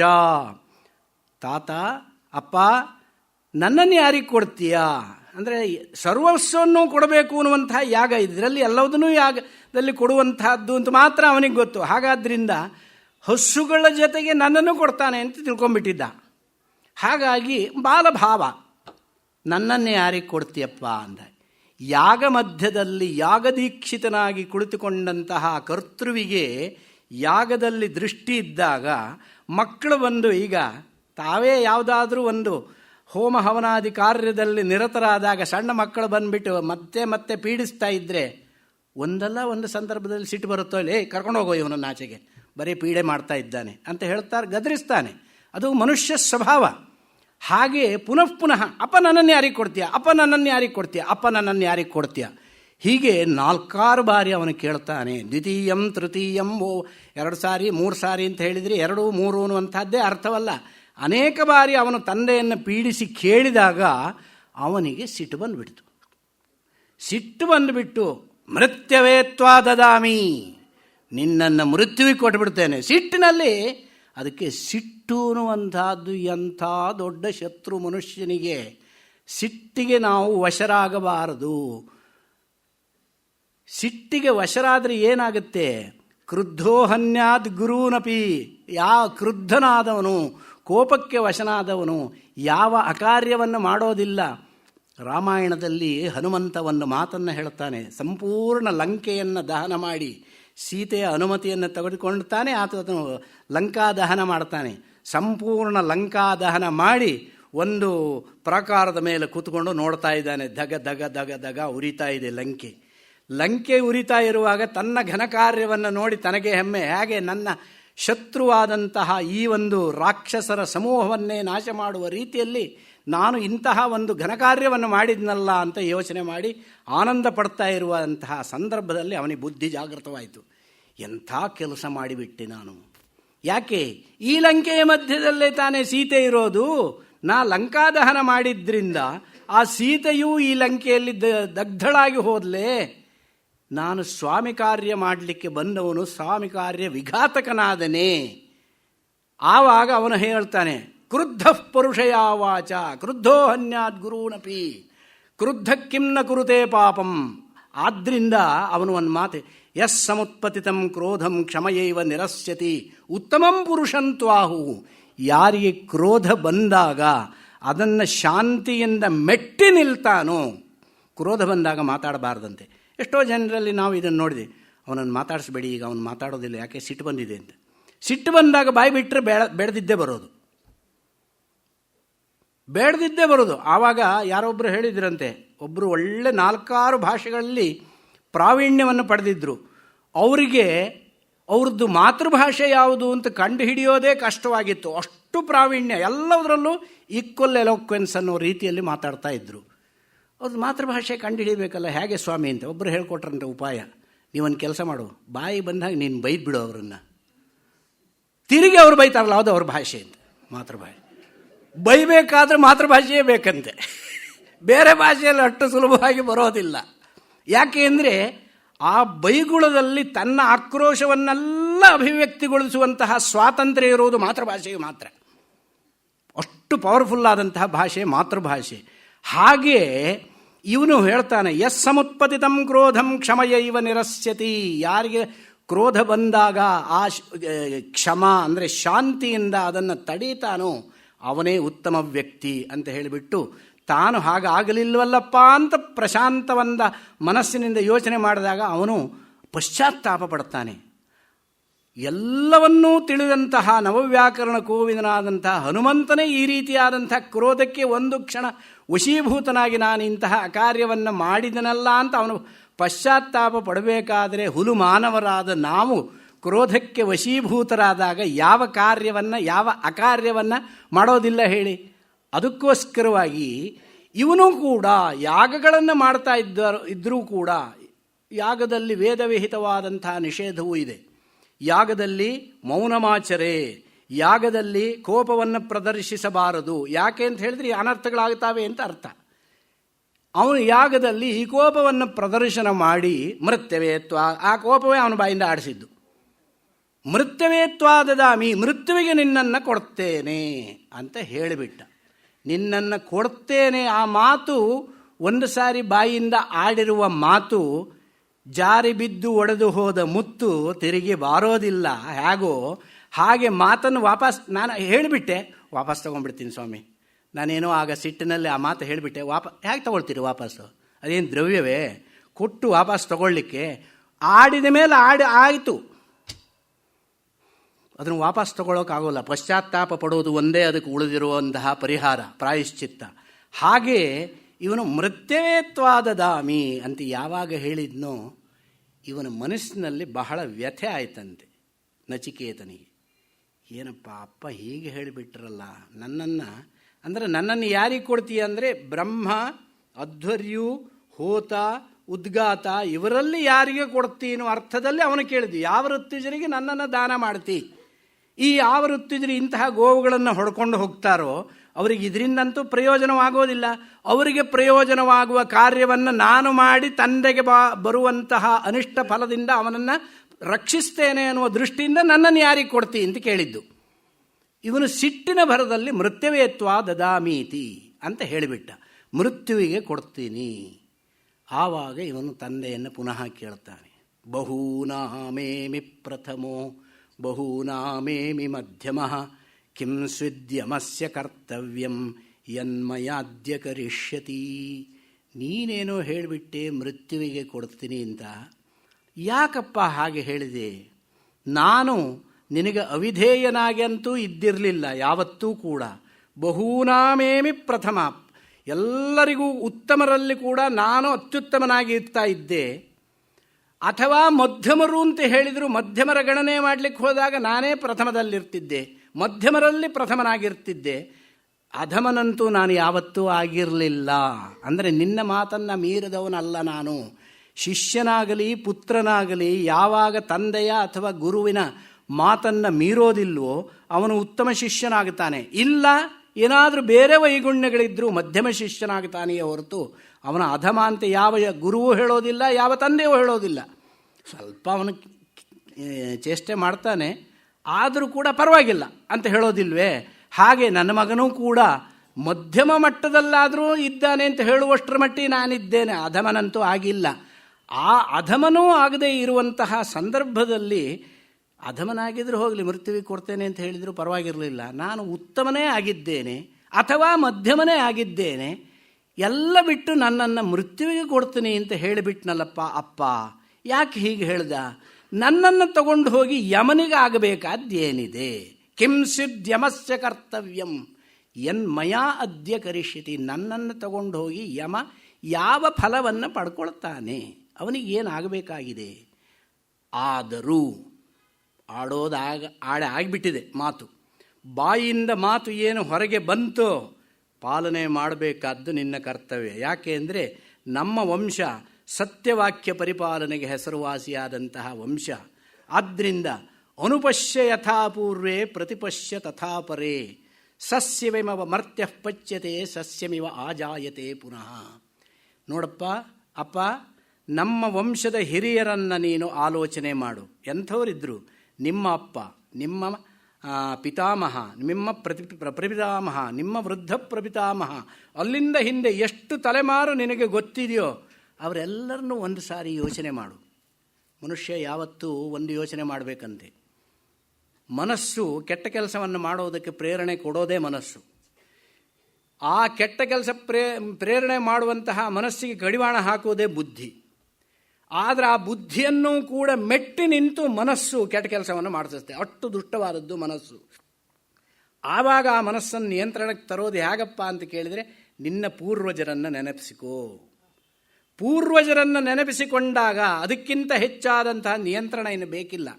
ನನ್ನ ಅಪ್ಪ ಇಂಥವರು, ನಮ್ಮ ಅಜ್ಜ ಇಂಥವರು, ನಮ್ಮ ಮುತ್ತಾತ ಇಂಥವರು, ಎಂಥೆಂಥ ಮಹಾತ್ಮರು, ಒಳ್ಳೊಳ್ಳೆ ಗುಣದಿಂದ ಸಂಪಾದನೆ ಮಾಡಿರುವಂತಹ ವ್ಯಕ್ತಿಗಳು, ಸಮಾಜದಲ್ಲಿ ಗೌರವವನ್ನು, ಅಂಥವರೆಲ್ಲ ಆಗು ಹೋಗಿರುವಂತಹ ವಂಶ. ನಾನು ಇಂಥ ಕೆಟ್ಟ ಕೆಲಸ ಮಾಡಿದರೆ ಇಡೀ ವಂಶಕ್ಕೆ ಕೆಟ್ಟ ಹೆಸರಲ್ವೇ ಅನ್ನೋ ವಿಚಾರವನ್ನು ನಿಜವಾಗಿ ಮಾಡಿದ್ದೆ ಆದರೆ ಕೆಟ್ಟ ಕೆಲಸದಿಂದ ತಾನಾಗಿಯೇ ಹಿಂದೆ ಸರಿತಾನೆ. ಅದಕ್ಕೋಸ್ಕರವಾಗಿ ಇವನು ಅನುಪಶ್ಯ ಯಥಾಪೂರ್ವೇ, ನಿನ್ನ ಹಿಂದಿನವರನ್ನೆಲ್ಲ ಯೋಚನೆ ಮಾಡಪ್ಪ. ಎಲ್ಲರೂ ಸತ್ಯವಾಕ್ಯ ಪರಿಪಾಲನೆ, ಮಾತು ಆಡಿದ ಮೇಲೆ ಮುಗಿದು ಹೋಯಿತು, ಅದರಂತೆ ನಡೀತಾ ಇದ್ದರು. ಈಗ ನೀನು ಮಾತಾಡಿದ್ದೀಯ, ಮೃತ್ಯುವೇ ತ್ವಾ ದದಾಮಿ, ಮೃತ್ಯುವಿಗೆ ಕೊಡ್ತೇನೆ ಅಂತ ನೀನು ಹೇಳಿದ್ಯಾ. ಆ ಮಾತನ್ನು ನಡೆಸಿಕೊಡು. ಇವಾಗ ಕಳಿಸು ನನ್ನನ್ನು ಮೃತ್ಯುವಿನ ಹತ್ತಿರಕ್ಕೆ. ಕೇಳ್ತಾನೆ, ಅನುಪಶ್ಯ ಯಥಾಪೂರ್ವೇ ಪ್ರತಿಪಶ್ಯ ತಥಾಪುರೇ. ಅಲ್ಲಪ್ಪ, ಮಗನನ್ನು ಯಾವ ತಂದೆ ಆದರೂ ಯಮನಿಗೆ ಕಳಿಸ್ಕೊಡ್ತಾನೋ? ಯಾರಿಗೆ ಸಾಧ್ಯ ಅಂತ ಕೇಳಿದರೆ ಸಮಾಧಾನವನ್ನು ಇವನೇ ಹೇಳ್ತಾನೆ ತಂದೆಗೆ. ನೋಡಿ, ಯಾತಕ್ಕಪ್ಪ ಯೋಚನೆ ಮಾಡ್ತಾ ಇದ್ದೀಯಾ? ಮನುಷ್ಯ ಜೀವನ ಅನ್ನುವಂಥದ್ದು ಎಷ್ಟು? ಮನುಷ್ಯ ಜೀವನ ಅನ್ನುವಂಥದ್ದು ಹೇಗೆ ಅಂತ ಕೇಳಿದರೆ, ಸಸ್ಯದಂತೆಯೇ ಮನುಷ್ಯ. ಸಸ್ಯ ಇವತ್ತು ಹುಟ್ಟುತ್ತೆ, ನಾಳೆ ಸತ್ತು ಹೋಗುತ್ತೆ. ಯಾರಾದರೂ ಅದರ ಬಗ್ಗೆ ಯೋಚನೆ ಮಾಡ್ತಾರಾ? ಹಾಗೆ ಮನುಷ್ಯರಲ್ಲೂ ಕೂಡ ಹುಟ್ಟಿದಾಗ ನಗುವುದು, ಸತ್ತಾಗ ಅಳುವುದು ಎರಡೂ ಮಾಡಬೇಕಾಗಿಲ್ಲ. ವಸಾಂಸಿ ಜೀರ್ಣಾನಿ ಯಥಾ ವಿಹಾಯ ನವಾನಿ ಗೃಹ್ಣಾತಿ ನರೋಪರಾಣಿ. ಹಾಗೆ ತಥಾ ಶರೀರಾಣಿ ವಿಹಾಯ ಜೀರ್ಣಾನ್ಯನ್ಯಾನಿ ಸಂಯಾತಿ ನವಾನಿ ದೇಹಿ ಎನ್ನುವಂಥದ್ದು ಬಟ್ಟೆಯನ್ನು ಬದಲಾಯಿಸಿದ ಹಾಗೆ ಈ ದೇಹವನ್ನು ಬದಲಾಯಿಸ್ತಾ ಇರುತ್ತೆ ಜೀವಾತ್ಮ. ಅದಕ್ಕಾಗಿ ಯಾಕಪ್ಪ ಅಳಬೇಕು? ಸಸ್ಯದಂತೆ ಇವತ್ತು ಮನುಷ್ಯ ಹುಟ್ಟುತ್ತಾನೆ, ಸಸ್ಯ ಸತ್ತು ಹೋದ ರೀತಿಯಲ್ಲಿ ಇವನು ಸತ್ತು ಹೋಗ್ತಾನೆ. ಅದಕ್ಕಾಗಿ ಯಾಕೆ ನೀನು ಯೋಚನೆ ಮಾಡ್ತೀಯ? ನಾನು ಹುಟ್ಟಿದ ಮೇಲೆ ನನ್ನ ಸಾವು ಅನ್ನುವಂಥದ್ದು ನಿಶ್ಚಿತ. ಹುಟ್ಟಿದ ಕ್ಷಣದಿಂದಲೇ ಸಾವು ನಿಶ್ಚಿತ. ಅದಕ್ಕೆ ಹುಟ್ಟಿದ ಹಬ್ಬ ಮಾಡೋದ್ರ ಬಗ್ಗೆ ನಗಬೇಕೋ ಅಳಬೇಕೋ ಗೊತ್ತಾಗೋಲ್ಲ. ಹುಟ್ಟಿದ ಹಬ್ಬ ಅಂತ ಹೇಳಿದರೆ ಏನು ಸ್ವಾಮಿ? ಹುಟ್ಟಿದ ಕ್ಷಣದಿಂದ ಅವನ ಆಯಸ್ಸು ಕ್ಷಯವಾಗ್ತಾ ಹೋಗುತ್ತೆ ಹೊರತು ವೃದ್ಧಿ ಆಗ್ತಾ ಹೋಗೋದಿಲ್ವೇ? ಹುಟ್ಟಿದ ಕ್ಷಣದ ಆರಭ್ಯ 100 ವರ್ಷ ಆಯಸ್ಸು ಅಂತ ಹೇಳಿದ್ರೆ 1 ದಿವಸ ಕಳೀತು ಅಂದ್ರೆ 100 ವರ್ಷದಲ್ಲಿ 1 ದಿವಸ ಕಮ್ಮಿ ಆಯಿತು. 1 ವರ್ಷ ಕಳೀತು ಅಂತ ಹೇಳಿದರೆ 1 ವರ್ಷ ಆಯಸ್ಸು ಕಮ್ಮಿ ಆಯಿತು. ಯಾವುದಕ್ಕೋಸ್ಕರ ಹುಟ್ಟಿದ ಹಬ್ಬ ಮಾಡಬೇಕು? 1 ವರ್ಷ ಜಾಸ್ತಿ ಆದರೆ ಹುಟ್ಟಿದ ಹಬ್ಬ ಮಾಡಬೇಕು, ಆಶ್ಚರ್ಯ ಪಡಬೇಕು. ಅಂದರೆ ನಾನು ಸಾರ್ಥಕವಾಗಿ 1 ವರ್ಷ ಕಳೆದಿದ್ದೇನೆ, ಒಳ್ಳೆ ಕೆಲಸ ಮಾಡಿ ಕಳೆದಿದ್ದೇನೆ, ಸಂತೋಷ ಪಡಿ, ಆವಾಗ ಮಾಡುವಂಥದ್ದು. ಅದಕ್ಕೋಸ್ಕರ ಹುಟ್ಟಿದಬ್ಬ ಮಾಡಬೇಕೇ ಹೊರತು ಆಯಸ್ಸು ಕ್ಷೀಣವಾಯಿತು ಅಂತ ಸಂತೋಷ ಪಡೋದೆ. ಅದಕ್ಕೋಸ್ಕರವಾಗಿ ಇವನು ಹೇಳ್ತಾನೆ, ಮನುಷ್ಯನ, ಪ್ರಾಣಿಯ, ಯಾವುದೇ ಒಂದು ಜೀವಿಯ ಜೀವನ ಅನ್ನುವಂತಹದ್ದು ಹುಟ್ಟಿದಾರಭ್ಯ ಮರಣ ನಿಶ್ಚಿತವಾಗಿರುತ್ತೆ. ಆಯುಃ ಕರ್ಮಚ ವಿತ್ತಂಚ ವಿದ್ಯಾ ನಿಧನಮೇವಚ ಪಂಚೈತಾನ್ಯಪಿ ಸೃಜ್ಯಂತೆ ಗರ್ಭಸ್ಥಸ್ಯೈವ ದೇಹಿನ. ಆಯಸ್ಸು, ಕರ್ಮ, ಅವನು ಮಾಡಬೇಕಾದಂತಹ ಉದ್ಯೋಗ, ವಿದ್ಯಾ, ಹಾಗೆ ಐಶ್ವರ್ಯ ಮತ್ತು ಮರಣ, ಇದಿಷ್ಟು ಶಿಶು ಗರ್ಭವನ್ನು ಪ್ರವೇಶಿಸಿದ ಸಮಯದಲ್ಲೇ ಭಗವಂತ ಬರೆದಿರ್ತಾನೆ. ಅವನು ಜಾತಕದ ಪರವಾಗಿ ಬರುವುದಲ್ಲ. ಭಗವಂತ ಗರ್ಭದಲ್ಲಿ ಶಿಶು ಪ್ರವೇಶವಾದ ಸಮಯದಲ್ಲೇ ಈ ಮಗುವಿಗೆ ಇಷ್ಟೇ ಆಯಸ್ಸು, ಇಷ್ಟೇ ಸಂಪತ್ತು, ಇದೇ ಇವನೇ ಉದ್ಯೋಗ, ಈ ರೀತಿಯಾಗಿ ಬರುತ್ತೆ ಅಂತ ಹೇಳಿಬಿಟ್ಟು ಅವನು ನಿಶ್ಚಯ ಮಾಡಿರ್ತಾನೆ. ಸಿಜೇರಿಯನ್ ಮಾಡಿದರೆ ನೀವು ಟೈಮ್ ನೋಡಿಕೊಂಡು ಇವತ್ತು ಬೆಳಗ್ಗೆ ನಾಳೆ 8 ಗಂಟೆ 10 ನಿಮಿಷದಿಂದ 9 ಗಂಟೆ ಒಳಗೆ ಆಪರೇಷನ್ ಮಾಡಿದರೆ ಗಜಕೇಸರಿ ಯೋಗ ಬರುತ್ತೆ ಅಂತ ಹೇಳಿಬಿಟ್ಟು ಇವರೇ ಹಾರೋಸ್ಕೋಪ್ ಎಲ್ಲ ರೆಡಿ ಮಾಡ್ತಾರೆ. ನಾವು ಯಾರೇ ಹಾರೋಸ್ಕೋಪ್ ರೆಡಿ ಮಾಡೋದಕ್ಕೆ? ನಿಮ್ಮ ಯಾರದ್ದೇ ಆಗಲಿ ಈ ಒಂದು ಸಿಜೇರಿಯನ್ ಮಾಡಿಕೊಂಡು ಹಾರೋಸ್ಕೋಪ್ ಬರೀತಾರಲ್ಲ, ಇವರಿಗೆ ಬ್ರಹ್ಮನ ಕೆಲಸ ಯಾರು ಕೊಟ್ಟರು? ಇವರೆಲ್ಲ ತಯಾರು ಮಾಡೋದು ಅವನು ತಯಾರು ಮಾಡಿ ಇಟ್ಟಿದ್ದಾನೆ. ಅದನ್ನು ಬದಲಾಯಿಸೋದಕ್ಕೆ ಯಾರ ಹತ್ರ ಸಾಧ್ಯ ಇಲ್ಲ. ಏನು ಸ್ವಾಮಿ ಇಷ್ಟು ಚೆನ್ನಾಗಿದೆ ಜಾತಕ, ಜೋಯಿಸರೆಲ್ಲ ಹೇಳಿದ್ರು ಇವನಿಗೆ ಗಜಕೇಸರಿ ಯೋಗ ಇದೆ ಅಂತ, ಮತ್ತೆಲ್ಲ ಆಕ್ಸಿಡೆಂಟಲ್ಲಿ ಹೋಗ್ಬಿಟ್ನಲ್ಲ ಸ್ವಾಮಿ, ಕೇಳಲ್ವೇ? ಗಜಕೇಸರಿ ಯೋಗ ಅಂತ ಹೇಳಿದ್ರೆ ಎಂಥ ಯೋಗ, ಅವನು ಹೇಗೆ ಯಾರಿಗೂ ಬಗ್ಗೋದಿಲ್ಲ, ಹಾಗೆ ಬಾಳಬೇಕಾಗಿತ್ತು. ಅವನು ಮಾಡ್ತಾ ಇದ್ದಿದ್ದೇನೋ ಪ್ಯೂನ್ ಕೆಲಸ, ಬರ್ತಾನೆ ಇನ್ನೇ ಆಕ್ಸಿಡೆಂಟ್ ಆಯ್ತು ಹೋದ. ಗಜಕೇಸರಿ ಯೋಗ ಎಲ್ಲಿದೆ? ಎಲ್ಲಿತ್ತು ಗಜಕೇಸರಿ ಯೋಗ? ಅವನಿಗೆ ಯಾವಾಗ ಹುಟ್ಟಿದ್ದು? ಇಂಥ ದಿವಸ. ಯಾವ ಆಸ್ಪತ್ರೆ? ಇಂಥ ಆಸ್ಪತ್ರೆ. ಹೇಗೆ ಹುಟ್ಟಿದ? ಸಿಜೇರಿಯನ್ ಆಯಿತು. ಸಿಜೇರಿಯನ್ ಮಾಡಿ ನೀವು ಜಾತಕವನ್ನು ಬರೆಸಿದ್ದೀರೋ? ಜಾತಕ ನೀವು ಬರೆಯೋದಲ್ಲ, ಅವನು ಬರೆದಿರ್ತಾನೆ ಮುಂಚೆನೆ. ಬರೆದಿರುವ ಜಾತಕ, ಅದಕ್ಕೆ ಹಿಂದಿನ ಕಾಲದಲ್ಲಿ ಜಾತಕವನ್ನು ಮಾಡಿರುವಂತಹ ಸಂದರ್ಭದಲ್ಲಿ, ಇವತ್ತು ಟಿ ವಿ ಜ್ಯೋತಿಷಿಗಳ ಹಾವಳಿ ತುಂಬ ಆಗೋಗಿದೆ ಬಿಡಿ. ಎಲ್ಲ 27 ನಕ್ಷತ್ರ ಗೊತ್ತಿಲ್ಲದವರು ದೊಡ್ಡ ಜ್ಯೋತಿಷಿಗಳೇ, ಹೇಳಿದರೆ ಸ್ವಾರಸ್ಯವಿಲ್ಲ. ಜ್ಯೋತಿಷ್ಯ ಅನ್ನುವಂಥದ್ದು ಎಷ್ಟು ಪಕ್ಕಾ ಶಾಸ್ತ್ರ ಅಂದರೆ, ವರಾಹ ಮಿಹಿರಾಚಾರ್ಯರಂಥವ್ರು ಮಾಡಿರುವಂಥದ್ದು, ಆರ್ಯಭಟನಂಥವ್ರು ಮಾಡಿರುವಂಥದ್ದು, ಲೀಲಾವತಿ ಮಾಡಿರುವ ಗಣಿತಾಧಾರದಲ್ಲಿ ಮಾಡಿರುವಂತಹ ಜ್ಯೋತಿಷ್ಯ ಶಾಸ್ತ್ರ. ಫಲಭಾಗ ಎಲ್ಲವನ್ನು ಅಲ್ಪ ಸ್ವಲ್ಪ ತಿಳ್ಕೊಂಡು ತನ್ನ ಫಲವೇ ತನಗೆ ಗೊತ್ತಿರೋದಿಲ್ಲ ಅಂಥ ಜ್ಯೋತಿಷಿಗಳು ಎಲ್ಲರ ಫಲವನ್ನು ಹೇಳ್ತಾ ಇರ್ತಾರೆ ಇವತ್ತು. ಅದು ದೌರ್ಭಾಗ್ಯ ನಮ್ಮದು. ಆ ರೀತಿಯಾದಂತಹ ಒಂದು ಸಿಜೇರಿಯನ್ನಿಂದ ಆಗುವಂಥದ್ದಲ್ಲ ಈ ಒಂದು ಜಾತಕ ನಿರ್ಣಯ. ಅವನು ಬರೆದಿರ್ತಾನೆ. ಅವನು ಬರೆದಿರುವಂಥದ್ದು ಕೂಡ ಈ ಜೀವನವನ್ನು ಕರ್ಮಸ್ವರೂಪವನ್ನು ಅವನು ತಿಳಿದವನಾದ್ದರಿಂದ ಪರಮಾತ್ಮ ಅವನು ನಿರ್ಣಯ ಮಾಡಿರ್ತಾನೆ. ಆ ಸಮಯಕ್ಕೆ ಅದು ಯಾವುದೇ ಆಗಲಿ ನ್ಯಾಚುರಲ್ಲಾಗಿ ಆದರೆ ಅದು ಪರಮಾತ್ಮನ ಒಂದು ಕೊಡುಗೆ, ಪ್ರಾಕೃತಿಕ ನಿಯಮ. ನ್ಯಾಚುರಲ್ಲಾಗಿ ಯಾವುದಾಗಬೇಕೋ ಅದು ಹಾಗಾದ್ರೇನೇ ಚಂದ, ಅದೇ ಫಲ.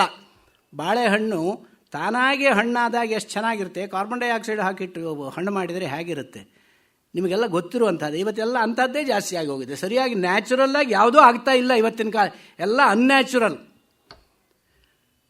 ಎಲ್ಲ ಮಾಡಿದರೂ ಕೂಡ 9 ತಿಂಗಳಿಗಿಂತ ಮುಂಚೆ ಮಗು ಮಾತ್ರ ಹುಟ್ಟೋದಿಲ್ಲ. ಇದು ಮಾತ್ರ ನ್ಯಾಚುರಲ್ಲಾಗಿ ಆಗುವಂಥದ್ದು. ಇವನು ಏನೇ ಮಾಡಬಹುದು. ಆದ್ದರಿಂದ ಹೀಗೆ ಈ ಒಂದು ವ್ಯಕ್ತಿ ಸಸ್ಯಮಿವ ಮರ್ತ್ಯ ಪಚ್ಯತೆ, ಅವನ ಆಯಸ್ಸನ್ನು ಕಳೆಯೋದು ಸಸ್ಯ ಹೇಗೆ ಕಳೆಯುತ್ತೋ ಹಾಗೆ ಕಳೆಯುತ್ತೆ ಮನುಷ್ಯನ ಜೀವನ ಅನ್ನುವಂಥದ್ದು. ಸಸ್ಯಮಿವ ಆಜಾಯತೆ ಜಾತಸ್ಯ ಹಿ ಧ್ರುವೋ ಮೃತ್ಯುರ್ ಧ್ರುವಂ ಜನ್ಮ ಮೃತಸ್ಯ ಚ. ಗೀತೆಯಲ್ಲಿ ಶ್ರೀಕೃಷ್ಣ ಹೇಳಿದಾಗೆ ಹುಟ್ಟಿದವನು ಸಾಯಲೇಬೇಕು, ಸತ್ತವನು ಪುನಃ ಹುಟ್ಟಲೇಬೇಕು. ಯಾಕೆ ಅಲ್ಲಿರೋಕ್ಕೆ ಜಾಗ ಇಲ್ಲ. ಅದನ್ನೂ ಕೂಡ ಉಪನಿಷತ್ತಿನಲ್ಲಿ ಒಂದು ಕಡೆಯಲ್ಲಿ ಕೇಳ್ತಾರೆ. ಕಥಮಸೌ ಲೋಕೋ ನ ಸಂಪೂರ್ಯತೆ ಪ್ರಯದ್ಭಿ ಕಥಮಸೌ ಲೋಕೋ ನ ಸಂಪೂರ್ಯತೆ. ಇಷ್ಟೊಂದು ಜನ ಇದ್ದವರು ಸತ್ತು ಹೋಗ್ತಾ ಇರ್ತಾರಲ್ಲಪ್ಪ, ಆ ಲೋಕ ಯಾವುದು? ಸ್ವರ್ಗಲೋಕವಾಗಲಿ ಅಥವಾ ನರಕಲೋಕವಾಗಲಿ ಈ ಜನರಿಂದ ತುಂಬಿ ಹೋಗೋದಿಲ್ವೇ? ಅಲ್ಲಿ ಜಾಗ ಇಲ್ಲ ಅಂತ ಆಗೋದಿಲ್ವೇ ಅಂತ ಕೇಳ್ತಾನೆ. ಹಾಗಾಗೋದಿಲ್ಲ. ಸತ್ತವರು ಎಲ್ಲರೂ ಅಲ್ಲಿಗೆ ಹೋಗ್ತಾರೆ ಅಂತಿಲ್ಲ. ಕೆಲವರು ಪುಣ್ಯಾತ್ಮರು ಅಲ್ಲಿಗೆ ಹೋಗ್ತಾರೆ, ಅತ್ಯಂತ ಪಾಪಾತ್ಮರು ನರಕಕ್ಕೆ ಹೋಗ್ತಾರೆ, ಬಾಕಿ ಉಳಿದವರು ಇಲ್ಲೇ ಹುಡ್ತಾರೆ. ಇಲ್ಲಿಗೆ ಬರಬೇಕು, ಈ ಜಾಗ ಬಿಟ್ಟು ಬೇರೆ ಹೋಗಲಿಕ್ಕೆ ಸಾಧ್ಯವಿಲ್ಲ. ಆ ರೀತಿಯಾಗಿ ಸಸ್ಯಮಿವ ಆಜಾಯತೆ ಪುನಃ. ಆಯಿತು, ಇಷ್ಟೆಲ್ಲ ಅವರಿಬ್ಬರು ನಡುವೆ ವಾಗ್ವಾದ ನಡೆದು ನನ್ನನ್ನು ಕಳಿಸಿಬಿಡು ಅಂತ ಹೇಳ್ತಾನೆ. ಅವನು ತೂಷ್ಣೀಮಾಸ್ತೆ, ಏನು ಮಾಡದೇ ಇರುವಂತಹ ಸಂದರ್ಭದಲ್ಲಿ ಆವಾಗ ಏನು ಮಾಡಬೇಕು ಅಂತ ಕೇಳಿದರೆ ಅವನನ್ನು ಈ ಯಮನ ದೂತರು ಬಂದು ಕರ್ಕೊಂಡು ಹೋಗಿಬಿಡ್ತಾರೆ. ಇಲ್ಲಿ ಒಂದು ಪ್ರಶ್ನೆ ಪ್ರತಿಯೊಬ್ಬರ ಮನಸ್ಸಿನಲ್ಲೂ ಬರುವಂಥದ್ದಿದೆ. ಅವನು ಹೇಳಿಬಿಡ್ತಾನೆ, ಇವನು ಕರ್ಕೊಂಡು ಹೋಗಿಬಿಡ್ತಾನೋ? ಹಾಗೆ ಕರ್ಕೊಂಡು ಹೋದ, ಅವನ್ನಾಗ 3 ದಿವಸ ಇದ್ಬಿಟ್ಟು ಮತ್ತೆ ವಾಪಸ್ ಕಳಿಸ್ಬಿಟ್ರೆ ಬಂದುಬಿಡ್ತಾನೋ? ಅವನು ಬಂದುಬಿಟ್ರೆ ಇಲ್ಲಿ ಸೇರಿಸ್ಕೊಂಡ್ಬಿಡ್ತಾನೋ? ಹಾಗಾದರೆ ಪ್ರಪಂಚದಲ್ಲಿ ಯಮಲೋಕಕ್ಕೆ ಹೋಗಿ ವಾಪಸ್ ಬಂದವರು ಎಷ್ಟು ಜನ ಇದ್ದಾರೆ ಲಿಸ್ಟ್ ಕೊಡಿ.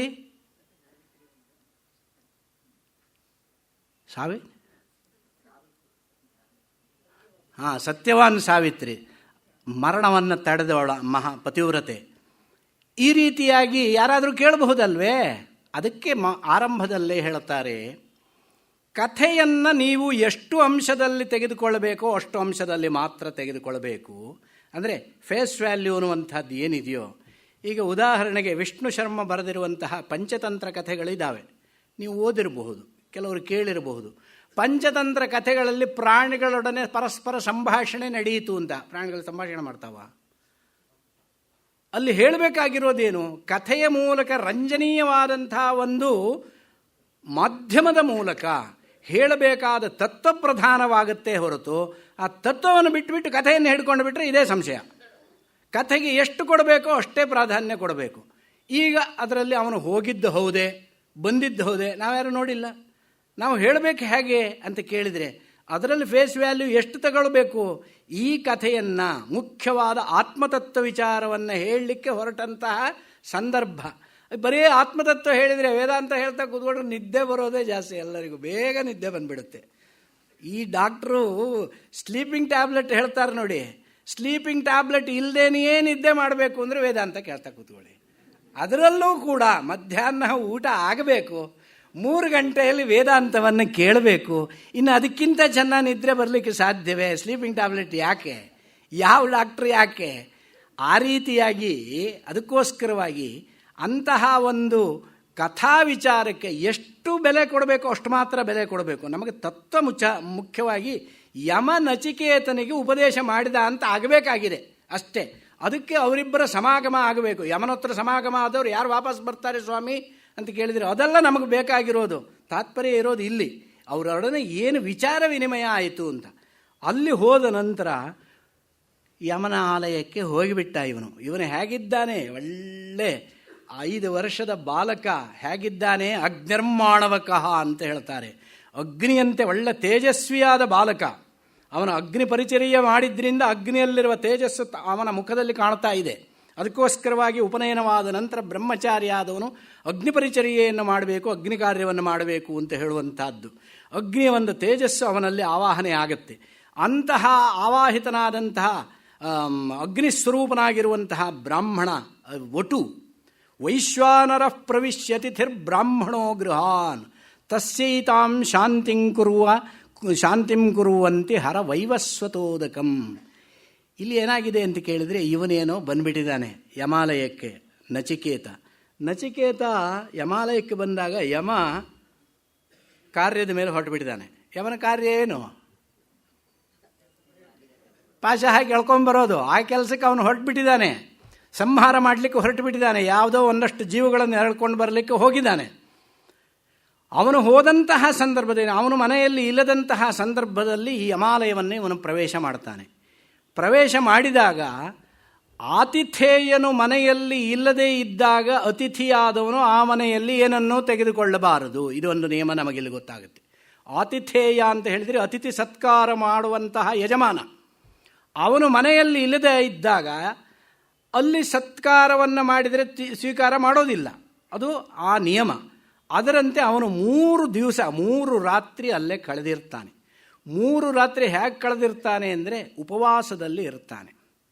ಒಬ್ಬ ಬ್ರಹ್ಮಚಾರಿ ವಟು, ಸುಮ್ಮನೆ ವಟು ಅಲ್ಲ, ಕೇವಲ ಯಜ್ಞೋಪವೀತ ಮಾತ್ರ ಹಾಕ್ಕೊಂಡಿರುವಂಥವನಲ್ಲ, ಒಳ್ಳೆ ನೈಷ್ಠಿಕ ಬ್ರಹ್ಮಚಾರಿ, ನಿಷ್ಠಾವಂತ, ಅಗ್ನಿಕಾರ್ಯಾದಿ ಸಂಪನ್ನ. ಅಂಥವನು ಉಪವಾಸ 3 ದಿವಸ ಕಳೆದಿದ್ದಾನೆ ಅಂತ ಹೇಳಿದರೆ ಅದು ದೊಡ್ಡ ಶಾಪ, ದೊಡ್ಡ ಪಾಪ. ಯಮನಿಗೆ ಪಾಪ ಅಂಟ್ಕೊಂಡ್ಬಿಡುತ್ತೆ. ಅದಕ್ಕೋಸ್ಕರವಾಗಿ ನಮ್ಮಲ್ಲಿ ಹೇಳುವಂಥ ಒಂದು ಮಾತಿದೆ, ಬ್ರಾಹ್ಮಣರನ್ನು ಉಪವಾಸ ಕೂರಿಸ್ಕೊಂಡು ನಾವು ಊಟ ಮಾಡಬಾರ್ದು ಅಂತ. ಒಬ್ಬ ಬ್ರಾಹ್ಮಣ ಹೊರಗಡೆ ಬಂದಿದ್ದಾನೆ ಅಂದರೆ ಅವನನ್ನು ಹಾಗೆ ಅವನು ಉಪವಾಸ ಕೂತ್ಕೊಂಡಿದ್ದಾನೆ, ಇವರು ಒಳಗಡೆ ಭರ್ಜರಿಯಾಗಿ ಊಟ ಮಾಡಿದ್ದಾರೆ ಅಂತ ಹೇಳಿದರೆ ಇವರಿಗೆ ಅದು ಅಜೀರ್ಣವಾಗುತ್ತೆ ಅಂತ ಹೇಳ್ತಾರೆ ಶಾಸ್ತ್ರ ಹೇಳುವಂಥ. ಅಂದರೆ ಬ್ರಾಹ್ಮಣ ಅಂತ ಹೇಳಿದರೆ ಕೇವಲ ಯಜ್ಞೋಪವೀತ ಧಾರಣ ಮಾಡಿದವನು ಬ್ರಾಹ್ಮಣನಲ್ಲ, ನೈಷ್ಠಿಕವಾಗಿ ಅನುಷ್ಠಾನವಂತ ಬ್ರಾಹ್ಮಣನಿದ್ದರೆ, ಅನುಷ್ಠಾನಕ್ಕೆ ಮಂತ್ರಕ್ಕೆ ಆಸಕ್ತಿ ಇದೆ, ಆ ಅರ್ಥದಲ್ಲಿ ಹೇಳಿರುವಂಥದ್ದು. ಆ ರೀತಿಯಾಗಿ ಇವನು 3 ರಾತ್ರಿ ಅಲ್ಲಿ ಇರ್ತಾನೆ. 3 ರಾತ್ರಿ ಕಳೆಯುವವರೆಗೂ ಯಮ ಬರೋದಿಲ್ಲ. ಯಮ 3 ರಾತ್ರಿ ಕಳೆದ ನಂತರ ಬಂದು ನೋಡ್ತಾನೆ, ಒಳ್ಳೆ ವೈಶ್ವಾನರ ಸಮಾನ ತೇಜಸ್ವಿಯಾದಂತಹ ಸ್ಫುರದ್ರೂಪಿ ಬಾಲಕ ತನ್ನ ಅರಮನೆಯಲ್ಲಿ ಕಾಣ್ತಾನೆ. ಯಾವಾಗ ಬನ್ನಿ, ಈ ಕುಶಲೋಪರಿಗಳೆಲ್ಲ ಆಗ್ತಾವೆ. ಯಾವಾಗ ಬನ್ನಿ, ನಾನು 3 ದಿವಸ ಆಯಿತು ಬಂದು, ನೀನು ಎಲ್ಲೋಗಿದ್ಯಾ? 3 ದಿವಸ ಆಯಿತೆ, ಎಂಥ ಅಪಚಾರವಾಗೋಯಿತು, ನಿನಗೆ ಸತ್ಕಾರ ಮಾಡುವವರಿಲ್ಲ ಅನ್ನುವಂಥ ಸ್ಥಿತಿ ಬಂತೆ. ಸತ್ಕಾರ ಮಾಡಬೇಕಾದ್ರೆ ಹೆಂಡತಿ ಇರಬೇಕು, ಗಂಡನೂ ಇರಬೇಕು. ಅತಿಥಿ ಸತ್ಕಾರಕ್ಕೆ ಹೆಂಡತಿ ಗಂಡ ಇಬ್ಬರೂ ಇರಬೇಕು. ಯಮ ಎಲ್ಲೋ ಹೋಗಿದ್ದಾನೆ, ಅವಳು ಏನು ಸತ್ಕಾರ ಮಾಡ್ತಾಳೆ? ಆವಾಗ ಅವನು ಬಂದ ಕೂಡಲೇ ಯಮನ ಹೆಂಡತಿ ಹೇಳ್ತಾಳೆ, ಬೇಗ ಹೋಗಿ ನೀನು ಯಮನೇ ಉದಕಂ ಆಹಾರ, ಅವನಿಗೆ ನೀರನ್ನು ತೆಗೆದುಕೊಂಡು ಬಾ. ಯಾಕೆ? ಅರ್ಘ್ಯ ಪಾದ್ಯ ಆಚಮನಗಳನ್ನು ಕೊಡಬೇಕು. ಮೊದಲನೆಯದಾಗಿ ಇರುವಂತಹ ನಿಯಮ. ಪೂಜೆಯಲ್ಲಿ ನೀವು ಕೇಳಿರ್ತೀರ, ಪೂಜೆಯನ್ನು ಮಾಡುವಾಗ ಪಾದ್ಯ ಅರ್ಘ್ಯ ಆಚಮನೀಯ, ಮಧ್ಯೆ ಮಧ್ಯೆ ಪಾದೋದಕಂ ಸಮರ್ಪಯಾಮಿ, ಹಸ್ತೇಶು ಅರ್ಘ್ಯಂ ಸಮರ್ಪಯಾಮಿ, ಮುಖೇ ಆಚಮನೀಯಂ ಸಮರ್ಪಯಾಮಿ. ಯಾಕೆ ಮಾಡಬೇಕು? ನೀರು ಖರ್ಚು ಮಾಡಲಿಕ್ಕೋ, ಶಬ್ದ ಮಾಡಲಿಕ್ಕೋ? ಏನೂ ಅಲ್ಲ. ಯಾವುದೇ ಒಬ್ಬ ಬ್ರಾಹ್ಮಣ ಬಂದರೆ, ನೈಷ್ಠಿಕ ಬ್ರಹ್ಮಚಾರಿ ಆಗಿರಬಹುದು, ಒಳ್ಳೆ ನಿಷ್ಠಾವಂತ ಬ್ರಾಹ್ಮಣನಾಗಿರ್ಬೋದು, ಅವನು ಬಂದಾಗ, ಅತಿಥಿಯಾಗಿ ಬಂದಾಗ ಅವನಿಗೆ ಮೊದಲು ಈ ಪಾದದಲ್ಲಿ ಅಗ್ನಿ ಇರ್ತಾನೆ, ಹಸ್ತದಲ್ಲಿ ಅಗ್ನಿ ಇರುತ್ತಾನೆ, ಮುಖದಲ್ಲಿ ಅಗ್ನಿ ಇರುತ್ತಾನೆ. ಇದಿಷ್ಟು ಭಾಗದಲ್ಲಿ ನೋಡಿ ಅವನಿಗೆ ರೋಮ ಇರೋದಿಲ್ಲ, ಅಂಗಾಲಿನ ಕೆಳಗೆ ರೋಮ ಇರೋದಿಲ್ಲ, ಅಗ್ನಿ ಇದ್ದಲ್ಲಿ ರೋಮ ಇರೋದಿಲ್ಲ, ಅಂಗೈಯಲ್ಲಿ ರೋಮ ಇರೋದಿಲ್ಲ, ಮುಖದ ಒಳಗೆ ರೋಮ ಇರೋದಿಲ್ಲ. ಇದು ಅಗ್ನಿ ಇರುವಂತಹ ಸ್ಥಳ. ಆ ಅಗ್ನಿ ನನಗೆ ಕೇಡನ್ನು ಉಂಟು ಮಾಡದೇ ಇರಲಿ, ನನ್ನನ್ನು ಸುಡದೇ ಇರಲಿ ಎನ್ನುವ ದೃಷ್ಟಿಯಿಂದ ಕರ್ತೃವಾದವನು ಮೊದಲು ಅಗ್ನಿ ಉಪಶಮನಕ್ಕೋಸ್ಕರ ಪಾದ್ಯವನ್ನು ಕೊಡ್ತಾನೆ ಮೊದಲು, ಆಮೇಲೆ ಅರ್ಘ್ಯವನ್ನು ಕೊಡ್ತಾನೆ, ಪಾದದಿಂದ ಶಿರಸ್ಸಿನವರೆಗೆ ಅಂತ ಪಾದ್ಯವನ್ನು ಕೊಡ್ತಾನೆ, ಅರ್ಘ್ಯವನ್ನು ಕೊಡ್ತಾನೆ, ಆನಂತರದಲ್ಲಿ ಆಚಮನವನ್ನು ಕೊಡ್ತಾನೆ. ಇದಿಷ್ಟು ಮಾಡಿದ ನಂತರ ಆ ಅಗ್ನಿ ಉಪಶಾಂತವಾಯಿತು, ತನಗೇನೋ ಅಗ್ನಿಯಿಂದ ಕೇಡು ಆಗೋದಿಲ್ಲ ಅನ್ನುವಂತಹ ಸಂಕೇತ. ಆ ರೀತಿಯಾಗಿ ಈ ಒಂದು ಒಟುವಾದವನು ಬಂದಿದ್ದಾನೆ, ಅವನಿಗೋಸ್ಕರ ಪಾದ್ಯ ಅರ್ಘ್ಯ ಆಚಮನೀಯಗಳನ್ನು ಕೊಡುವುದಕ್ಕೋಸ್ಕರ ಹರವೈವಸ್ವತೋದಕಂ. ಯಾಕಪ್ಪ ಇಷ್ಟೆಲ್ಲ ಮಾಡೇ ಆಯಿತು. ಆನಂತರದಲ್ಲಿ ವಿಚಾರ ಶುರುವಾಗ್ತದೆ. ಆಶಾ ಪ್ರತೀಕ್ಷೆ ಸಂಗತಂ ಸೂನೃತಾಂಚ ಇಷ್ಟಾಪೂರ್ತೆ ಪುತ್ರ ಪಶೂಶ್ಚ ಸರ್ವಾನ್ ಏತದ್ವೃಂಕ್ತೆ ಪುರುಷಸ್ಯ ಮೇಧಸಃ ಯಸ್ಯ ಅನಶ್ನನ್ ವಸತಿ ಬ್ರಾಹ್ಮಣೋ ಗೃಹೇ. ಈ ಒಂದು ಪಾದ್ಯ ಅರ್ಘ್ಯ ಆಚಮನೀಯಾದಿಗಳನ್ನು ಕೊಟ್ಟು ಅತಿಥಿ ಸತ್ಕಾರವನ್ನು ಮಾಡದೇ ಇದ್ದರೆ ಆಗುವಂತಹ ಅನರ್ಥಗಳೇನು ತಿಳ್ಕೊಳ್ಬೇಕಲ್ವೇ? ಅದಕ್ಕೋಸ್ಕರವಾಗಿ ಹೇಳ್ತಾ ಇದ್ದಾರೆ, ಇದನ್ನು ಮಾಡದೇ ಇದ್ದಾಗ ಪಾಪ ಬರುತ್ತೆ. ಯಾರಿಗೆ? ಆತಿಥೇಯನಿಗೆ. ಆತಿಥೇಯ ಅಂದರೆ ಅತಿಥಿ ಸತ್ಕಾರ ಮಾಡಬೇಕಾದವನು ಅತಿಥಿ ಸತ್ಕಾರವನ್ನು ಮಾಡದೇ ಇದ್ದರೆ ಅವನಿಗೆ ಈ ಪಾಪ ಅಂಟಿಕೊಳ್ಳುತ್ತೆ. ಮಾಡಬೇಕಾದವನು ಯಮ. ಯಮ ಯಾರು ಅಂದರೆ ಧರ್ಮದ ರಕ್ಷಕ. ಧರ್ಮರಕ್ಷಕ ಅಂತಲೇ ಯಮ, ಧರ್ಮರಾಜ ಅಂತಲೇ ಅವನಿಗೆ ಹೆಸರು. ಧರ್ಮಕ್ಕೆ ರಾಜನಾಗಿರುವವನು ಈಗ ಧರ್ಮಚ್ಯುತಿಯನ್ನು ಮಾಡಿ ಪಾಪಭಾಗಿಯಾದರೆ ಚೆನ್ನಾಗಿರುತ್ತೆ. ಅದಕ್ಕೋಸ್ಕರವಾಗಿ ಈ ಒಂದು ಕೆಲಸವನ್ನು ಮಾಡದೇ ಇದ್ದರೆ ಅವನಿಗೆ ಪಾಪ ಬರುತ್ತೆ ಅನ್ನೋ ದೃಷ್ಟಿಯಿಂದ ಆಶಾ ಪ್ರತೀಕ್ಷೆ. ಆಶಾ ಅಂತ ಹೇಳಿದರೆ ಅನಿರ್ಜ್ಞಾತ ಪ್ರಾಪ್ಯ ಇಷ್ಟಾರ್ಥ ಪ್ರಾರ್ಥನಾ. ನಮಗೆ ಗೊತ್ತಿಲ್ಲದೆ ಇರುವಂತಹ ಇಷ್ಟಾರ್ಥಗಳು ಯಾವ್ಯಾವುದಿದೆಯೋ ನಮಗೆ ಹೇಳೋಕ್ಕೂ ಗೊತ್ತಿಲ್ಲ, ಆದರೆ ಅವುಗಳೆಲ್ಲ ಇದ್ದಾವೆ. ಅಂಥದ್ದೆಲ್ಲ ನನಗೆ ಬೇಕು ಅನ್ನುವಂಥ ವಿಚಾರ ಇರುತ್ತೋ ಇಲ್ವೋ, ಇಚ್ಛೆ ಇರುತ್ತೋ ಇಲ್ವೋ, ಅದನ್ನು ಆಶಾ ಅಂತ ಹೇಳ್ತಾರೆ. ಹಾಗೆ ಪ್ರತೀಕ್ಷಾ ಅಂತ ಹೇಳಿದರೆ ನಿರ್ಜ್ಞಾತ ಪ್ರಾಪ್ಯ ಪ್ರತೀಕ್ಷಣಂ. ನಮಗೆ ಗೊತ್ತಿರುವಂತಹ ಒಂದು ಫಲದ ವಿಚಾರದಲ್ಲಿ ಯಾವ ಇಚ್ಛೆ ಬರುತ್ತೋ ಅದು ಯಾವಾಗ ಬರುತ್ತೆ ಅಂತ ಪ್ರತೀಕ್ಷಣೆ ಮಾಡುವುದು ಯಾವುದಿದೆಯೋ ಅದನ್ನೇ ಪ್ರತೀಕ್ಷಾ ಅಂತ ಹೇಳ್ತಾರೆ. ಆಶಾ ಪ್ರತೀಕ್ಷೆ ಇವೆರಡೂ ಕೂಡ. ಸಂಗತ ಅಂತ ಹೇಳಿದರೆ ಇವೆರಡರಿಂದ ಬರುವಂತಹ ಫಲ ಏನಿದೆಯೋ, ಹಾಗೆ ಸೂನೃತ ಅಂತ ಹೇಳಿದರೆ ಇವೆರಡರಿಂದಂತಹ ಬಂದಂತಹ ಫಲ ಯಾವುದಿದೆಯೋ ಅದರಿಂದ ಬರುವಂತಹ ಒಳ್ಳೆಯ ವಾಕ್ಸಿದ್ಧಿ. ಇದು ಆ ಒಂದು ವಾಕ್ಸಿದ್ಧಿಗೆ ನಿಮಿತ್ತ ಕಾರಣವಾದದ್ದು ಯಾವುದಿದೆಯೋ ಇದಿಷ್ಟು. ಮತ್ತು ಇಷ್ಟಾಪೂರ್ತೆ. ಇಷ್ಟಂ ಅಂತ ಹೇಳಿದರೆ ನಮಗೆ ಬೇಕಾದದ್ದನ್ನು ಪಡೆದುಕೊಳ್ಳುವುದಕ್ಕೆ ಮಾಧ್ಯಮ ಯಾವುದು ಅಂದರೆ ಯಾಗಾದಿಗಳು. ಅದನ್ನು ಇಷ್ಟ ಅಂತ ಹೇಳ್ತಾರೆ. ಇಷ್ಟ ಸಾಧನವಾದ ಯಾಗ ಇಷ್ಟ. ಯಾರಿಗೂ ಯಾಗ ಇಷ್ಟವಾಗೋದಿಲ್ಲ, ಯಾಗದಿಂದ ಬರುವ ಫಲ ಇಷ್ಟ, ಆದ್ದರಿಂದ ಯಾಗ ಇಷ್ಟ. ಓದು ಯಾರಿಗೂ ಬೇಕಾಗೋದಿಲ್ಲ. ಆದ್ದರಿಂದ ಓದುವುದರಿಂದ ಬರುವ ಫಲ ಯಾವುದು? ಉದ್ಯೋಗವಾಗಲಿ ಜ್ಞಾನವಾಗಲಿ, ಅದು ಓದುವಿಕೆಯನ್ನು ಇಷ್ಟವನ್ನಾಗಿ ಮಾಡುತ್ತೆ. ಹಾಗೆ ಯಾಗ ಅತ್ಯಂತ ಕಷ್ಟ ಸಾಧ್ಯ, ಶ್ರಮ ಸಾಧ್ಯವಾದರೂ ಮಾಡ್ತಾರೆ. ಯಾಕೆ ಅಂದರೆ ಯಾಗಜನ್ಯ ಫಲದಲ್ಲಿ ಇಚ್ಛೆ ಇರೋದರಿಂದ ಯಾಗವೂ ಇಷ್ಟವಾಗುತ್ತೆ. ಹಾಗೆ ಪೂರ್ತ ಅಂತ ಹೇಳಿದರೆ ಪೂರ್ಯತೆ ಇತಿ ಪೂರ್ತಂ, ಯಾವುದು ಪೂರಿತವಾಗುತ್ತೋ ಅಂದರೆ ವಾಪಿ, ಕೂಪ, ತಟಾಕ, ಆಮೇಲೆ ಈ ಒಂದು ಆರಾಮ ಅಂದರೆ ಉಪವನ, ಉದ್ಯಾನವನ ಇತ್ಯಾದಿಗಳೇನಿದ್ದಾವೋ ಅವುಗಳಿಗೆಲ್ಲ ಪೂರ್ತ ಅನ್ನುವಂಥ ಶಬ್ದ ಹೇಳ್ತಾರೆ. ಈ ಒಂದು ಪೂರ್ತ ಇವುಗಳನ್ನು ಪಡೆಯುವುದಕ್ಕೆ ಬೇಕಾಗುವಂತಹ, ಈ ಫಲವನ್ನು ಪಡೆಯುವುದಕ್ಕೆ ಬೇಕಾಗುವಂತಹ ಕ್ರಿಯೆಗಳೇನಿದ್ದಾವು ಅವುಗಳು ಪುತ್ರ ಪಶುಶ್ಚ ಸರ್ವಾಂ. ಈ ಒಂದು ಪುತ್ರನನ್ನಾಗಲಿ ಪಶು, ತನ್ನ ಮನೆಯಲ್ಲಿರುವಂತಹ ಪಶುಗಳನ್ನಾಗಲಿ ಎಲ್ಲವನ್ನೂ ಕೂಡ ಯಥೋಕ್ತಂ ವೃಂಕ್ತೆ ಆವರ್ಜಯತಿ ನಾಶಯತಿ. ಯಾರ ಮನೆಯಲ್ಲಿ ಅತಿಥಿಯಾದವನು ಉಪವಾಸದಿಂದ ಇರ್ತಾನೋ ಅವನು ಮಾಡಿರುವಂತಹ ಈ ಒಂದು ಕೆರೆ ನಿರ್ಮಾಣ, ಬಾವಿ ನಿರ್ಮಾಣ, ಉದ್ಯಾನವನಗಳ ನಿರ್ಮಾಣದಿಂದ ಬರುವಂತಹ ಫಲ ಏನಿದೆಯೋ ಆ ಫಲವನ್ನು, ಯಾಗಾದಿಗಳಿಂದ ಬರುವಂತಹ ಫಲವನ್ನು, ಪುತ್ರ ಪಶು ಅವನಲ್ಲಿರುವಂತಹ ಸರ್ವಸ್ವವನ್ನು ನಾಶ ಮಾಡುವಂತಹ ಸಾಮರ್ಥ್ಯ ಉಪವಾಸದಿಂದ ಇದ್ದಂತಹ ಅತಿಥಿ ಮನೆಯಲ್ಲಿ ಇದ್ದರೆ ಆ ಒಂದು ದೋಷದಿಂದ ಬಂದಂತಹ ಪಾಪದಿಂದ ಇದಿಷ್ಟನ್ನು ಕಳ್ಕೊಳ್ತಾನೆ. ಯಮನಿಗೆ ಈ ಸ್ಥಿತಿ ಬಂದಿದೆ, ಆದ್ದರಿಂದ ನಾನು ಇಂತಹ ಪಾಪಕ್ಕೆ ಭಾಗಿಯಾಗಬಾರದು ಅನ್ನುವ ದೃಷ್ಟಿಯಿಂದ ಅದಕ್ಕೋಸ್ಕರವಾಗಿ ಪುರುಷಸ್ಯ ಅಲ್ಪಮೇಧಸಃ, ಯಾರೋ ಅಲ್ಪ ಪ್ರಜ್ಞೆ ಇರುವಂತಹ ಮನುಷ್ಯನಿಗೆ ಇವೆಲ್ಲ ಆಗುತ್ತೆ. ಇವನು ಮಹಾಪ್ರಜ್ಞೆ ಇರುವಂಥವನು ಧರ್ಮರಾಜ ಸಾಕ್ಷಾತ್ ಬ್ರಹ್ಮಜ್ಞಾನಿ ಎನ್ನುವಂಥದ್ದು.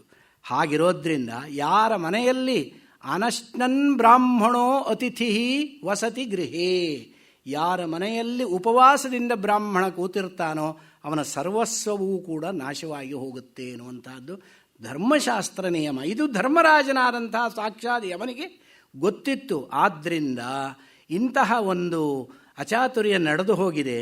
ಅದರ ಪರಿಮಾರ್ಜನೆಗಾಗಿ, ಅದರ ಪರಿಹಾರಕ್ಕಾಗಿ ನಾನೇನು ಮಾಡಬೇಕು ಅಂತ ಕೇಳಿದರೆ, ನೀನು 3 ರಾತ್ರಿ ನಮ್ಮ ಮನೆಯಲ್ಲಿ ಇದೆಯಲ್ಲ ಉಪವಾಸವಾಗಿ, 3 ವರ ಕೊಟ್ಟುಬಿಡ್ತೇನಪ್ಪ ನಿನಗೆ. ಅವನ ಕೈಲಿದೆ. ತಿಸ್ರೋ ರಾತ್ರಿರ್ ಯದವಾತ್ಸೀರ್ ಗೃಹೇ ಮೇ ಅನಶ್ನನ್ ಬ್ರಹ್ಮನ್ ಅತಿಥಿರ್ನಮಸ್ಯ ನಮಸ್ತೇಸ್ತು ಬ್ರಹ್ಮನ್ ಸ್ವಸ್ತಿಮೇಸ್ತು ತಸ್ಮಾತ್ ಪ್ರತಿ 3 ವರಾನ್ ವೃಣೀಶ್ವ. ನಾಳೆಯಿಂದ ಇನ್ನೂ ತುಂಬ ರಮಣೀಯವಾಗಿದೆ ಈ ಕಥೆ. ಇವತ್ತು ಸ್ವಲ್ಪ ಕೆಲವರಿಗೆ ನಿದ್ದೆ ಬರಬಹುದು ಆರಂಭದಲ್ಲಿ, ಆದ್ದರಿಂದ ನಿದ್ದೆ ಬರುವುದು ಸಹಜ. ನಾಳೆಯಿಂದ ನಿದ್ದೆ ಬರದಿದ್ದ ಹಾಗೆ ಹೇಳ್ತೇನೆ, ಸಾಧ್ಯವಾದಷ್ಟು ಪ್ರಯತ್ನ ಪಡ್ತೇನೆ. ನಿದ್ದೆ ಬಂದರೆ ತಡ್ಕೊಳ್ಳೋದು ಕಷ್ಟ. ಅದರಲ್ಲೂ ಕೂಡ ವಯೋವೃದ್ಧರಿಗೆ ಅದು ಅವರಿಗೆ ಇಷ್ಟವಿಲ್ಲದೆ ಅವರು ಹಾಗಿದ್ದಾರೆ ಅಂತ ನಾನು ಹೇಳೋಲ್ಲ. ವಯಸ್ಸಿನ ವಿಕಾರ ಯಾರಿಗೂ ಬಿಡೋದಿಲ್ಲ. ಶರೀರ ಧರ್ಮ ಅನ್ನುವಂಥದ್ದಿರುತ್ತೆ. ಧನುರ್ಮಾಸದ ಪೂಜೆ ಬೆಳಗ್ಗೆ ಮುಂಚೆ ಎದ್ದಿರ್ತಾರೆ ಪಾಪ. ಎಷ್ಟು ಜನ ಬೆಳಗ್ಗೆ ಮುಂಚೆ, ಅದರಲ್ಲೂ ಚಳಿಗಾಲ, ಬೆಳಗ್ಗೆ ಮುಂಚೆ ಎದ್ದುಬಿಟ್ಟು ಪೊಂಗಲನ್ನು ತಿಂದು ಮಧ್ಯಾಹ್ನ ಊಟ ಮಾಡಿ ಈ ಸಂಜೆ ಬಂದು ಈ ವೇದಾಂತವನ್ನು ಕೇಳೋಕ್ಕೆ ಕೂತ್ರೆ ಇನ್ನು ಇದಕ್ಕಿಂತ ಒಳ್ಳೆ ಸ್ಲೀಪಿಂಗ್ ಟ್ಯಾಬ್ಲೆಟ್ ಬೇಕೇ?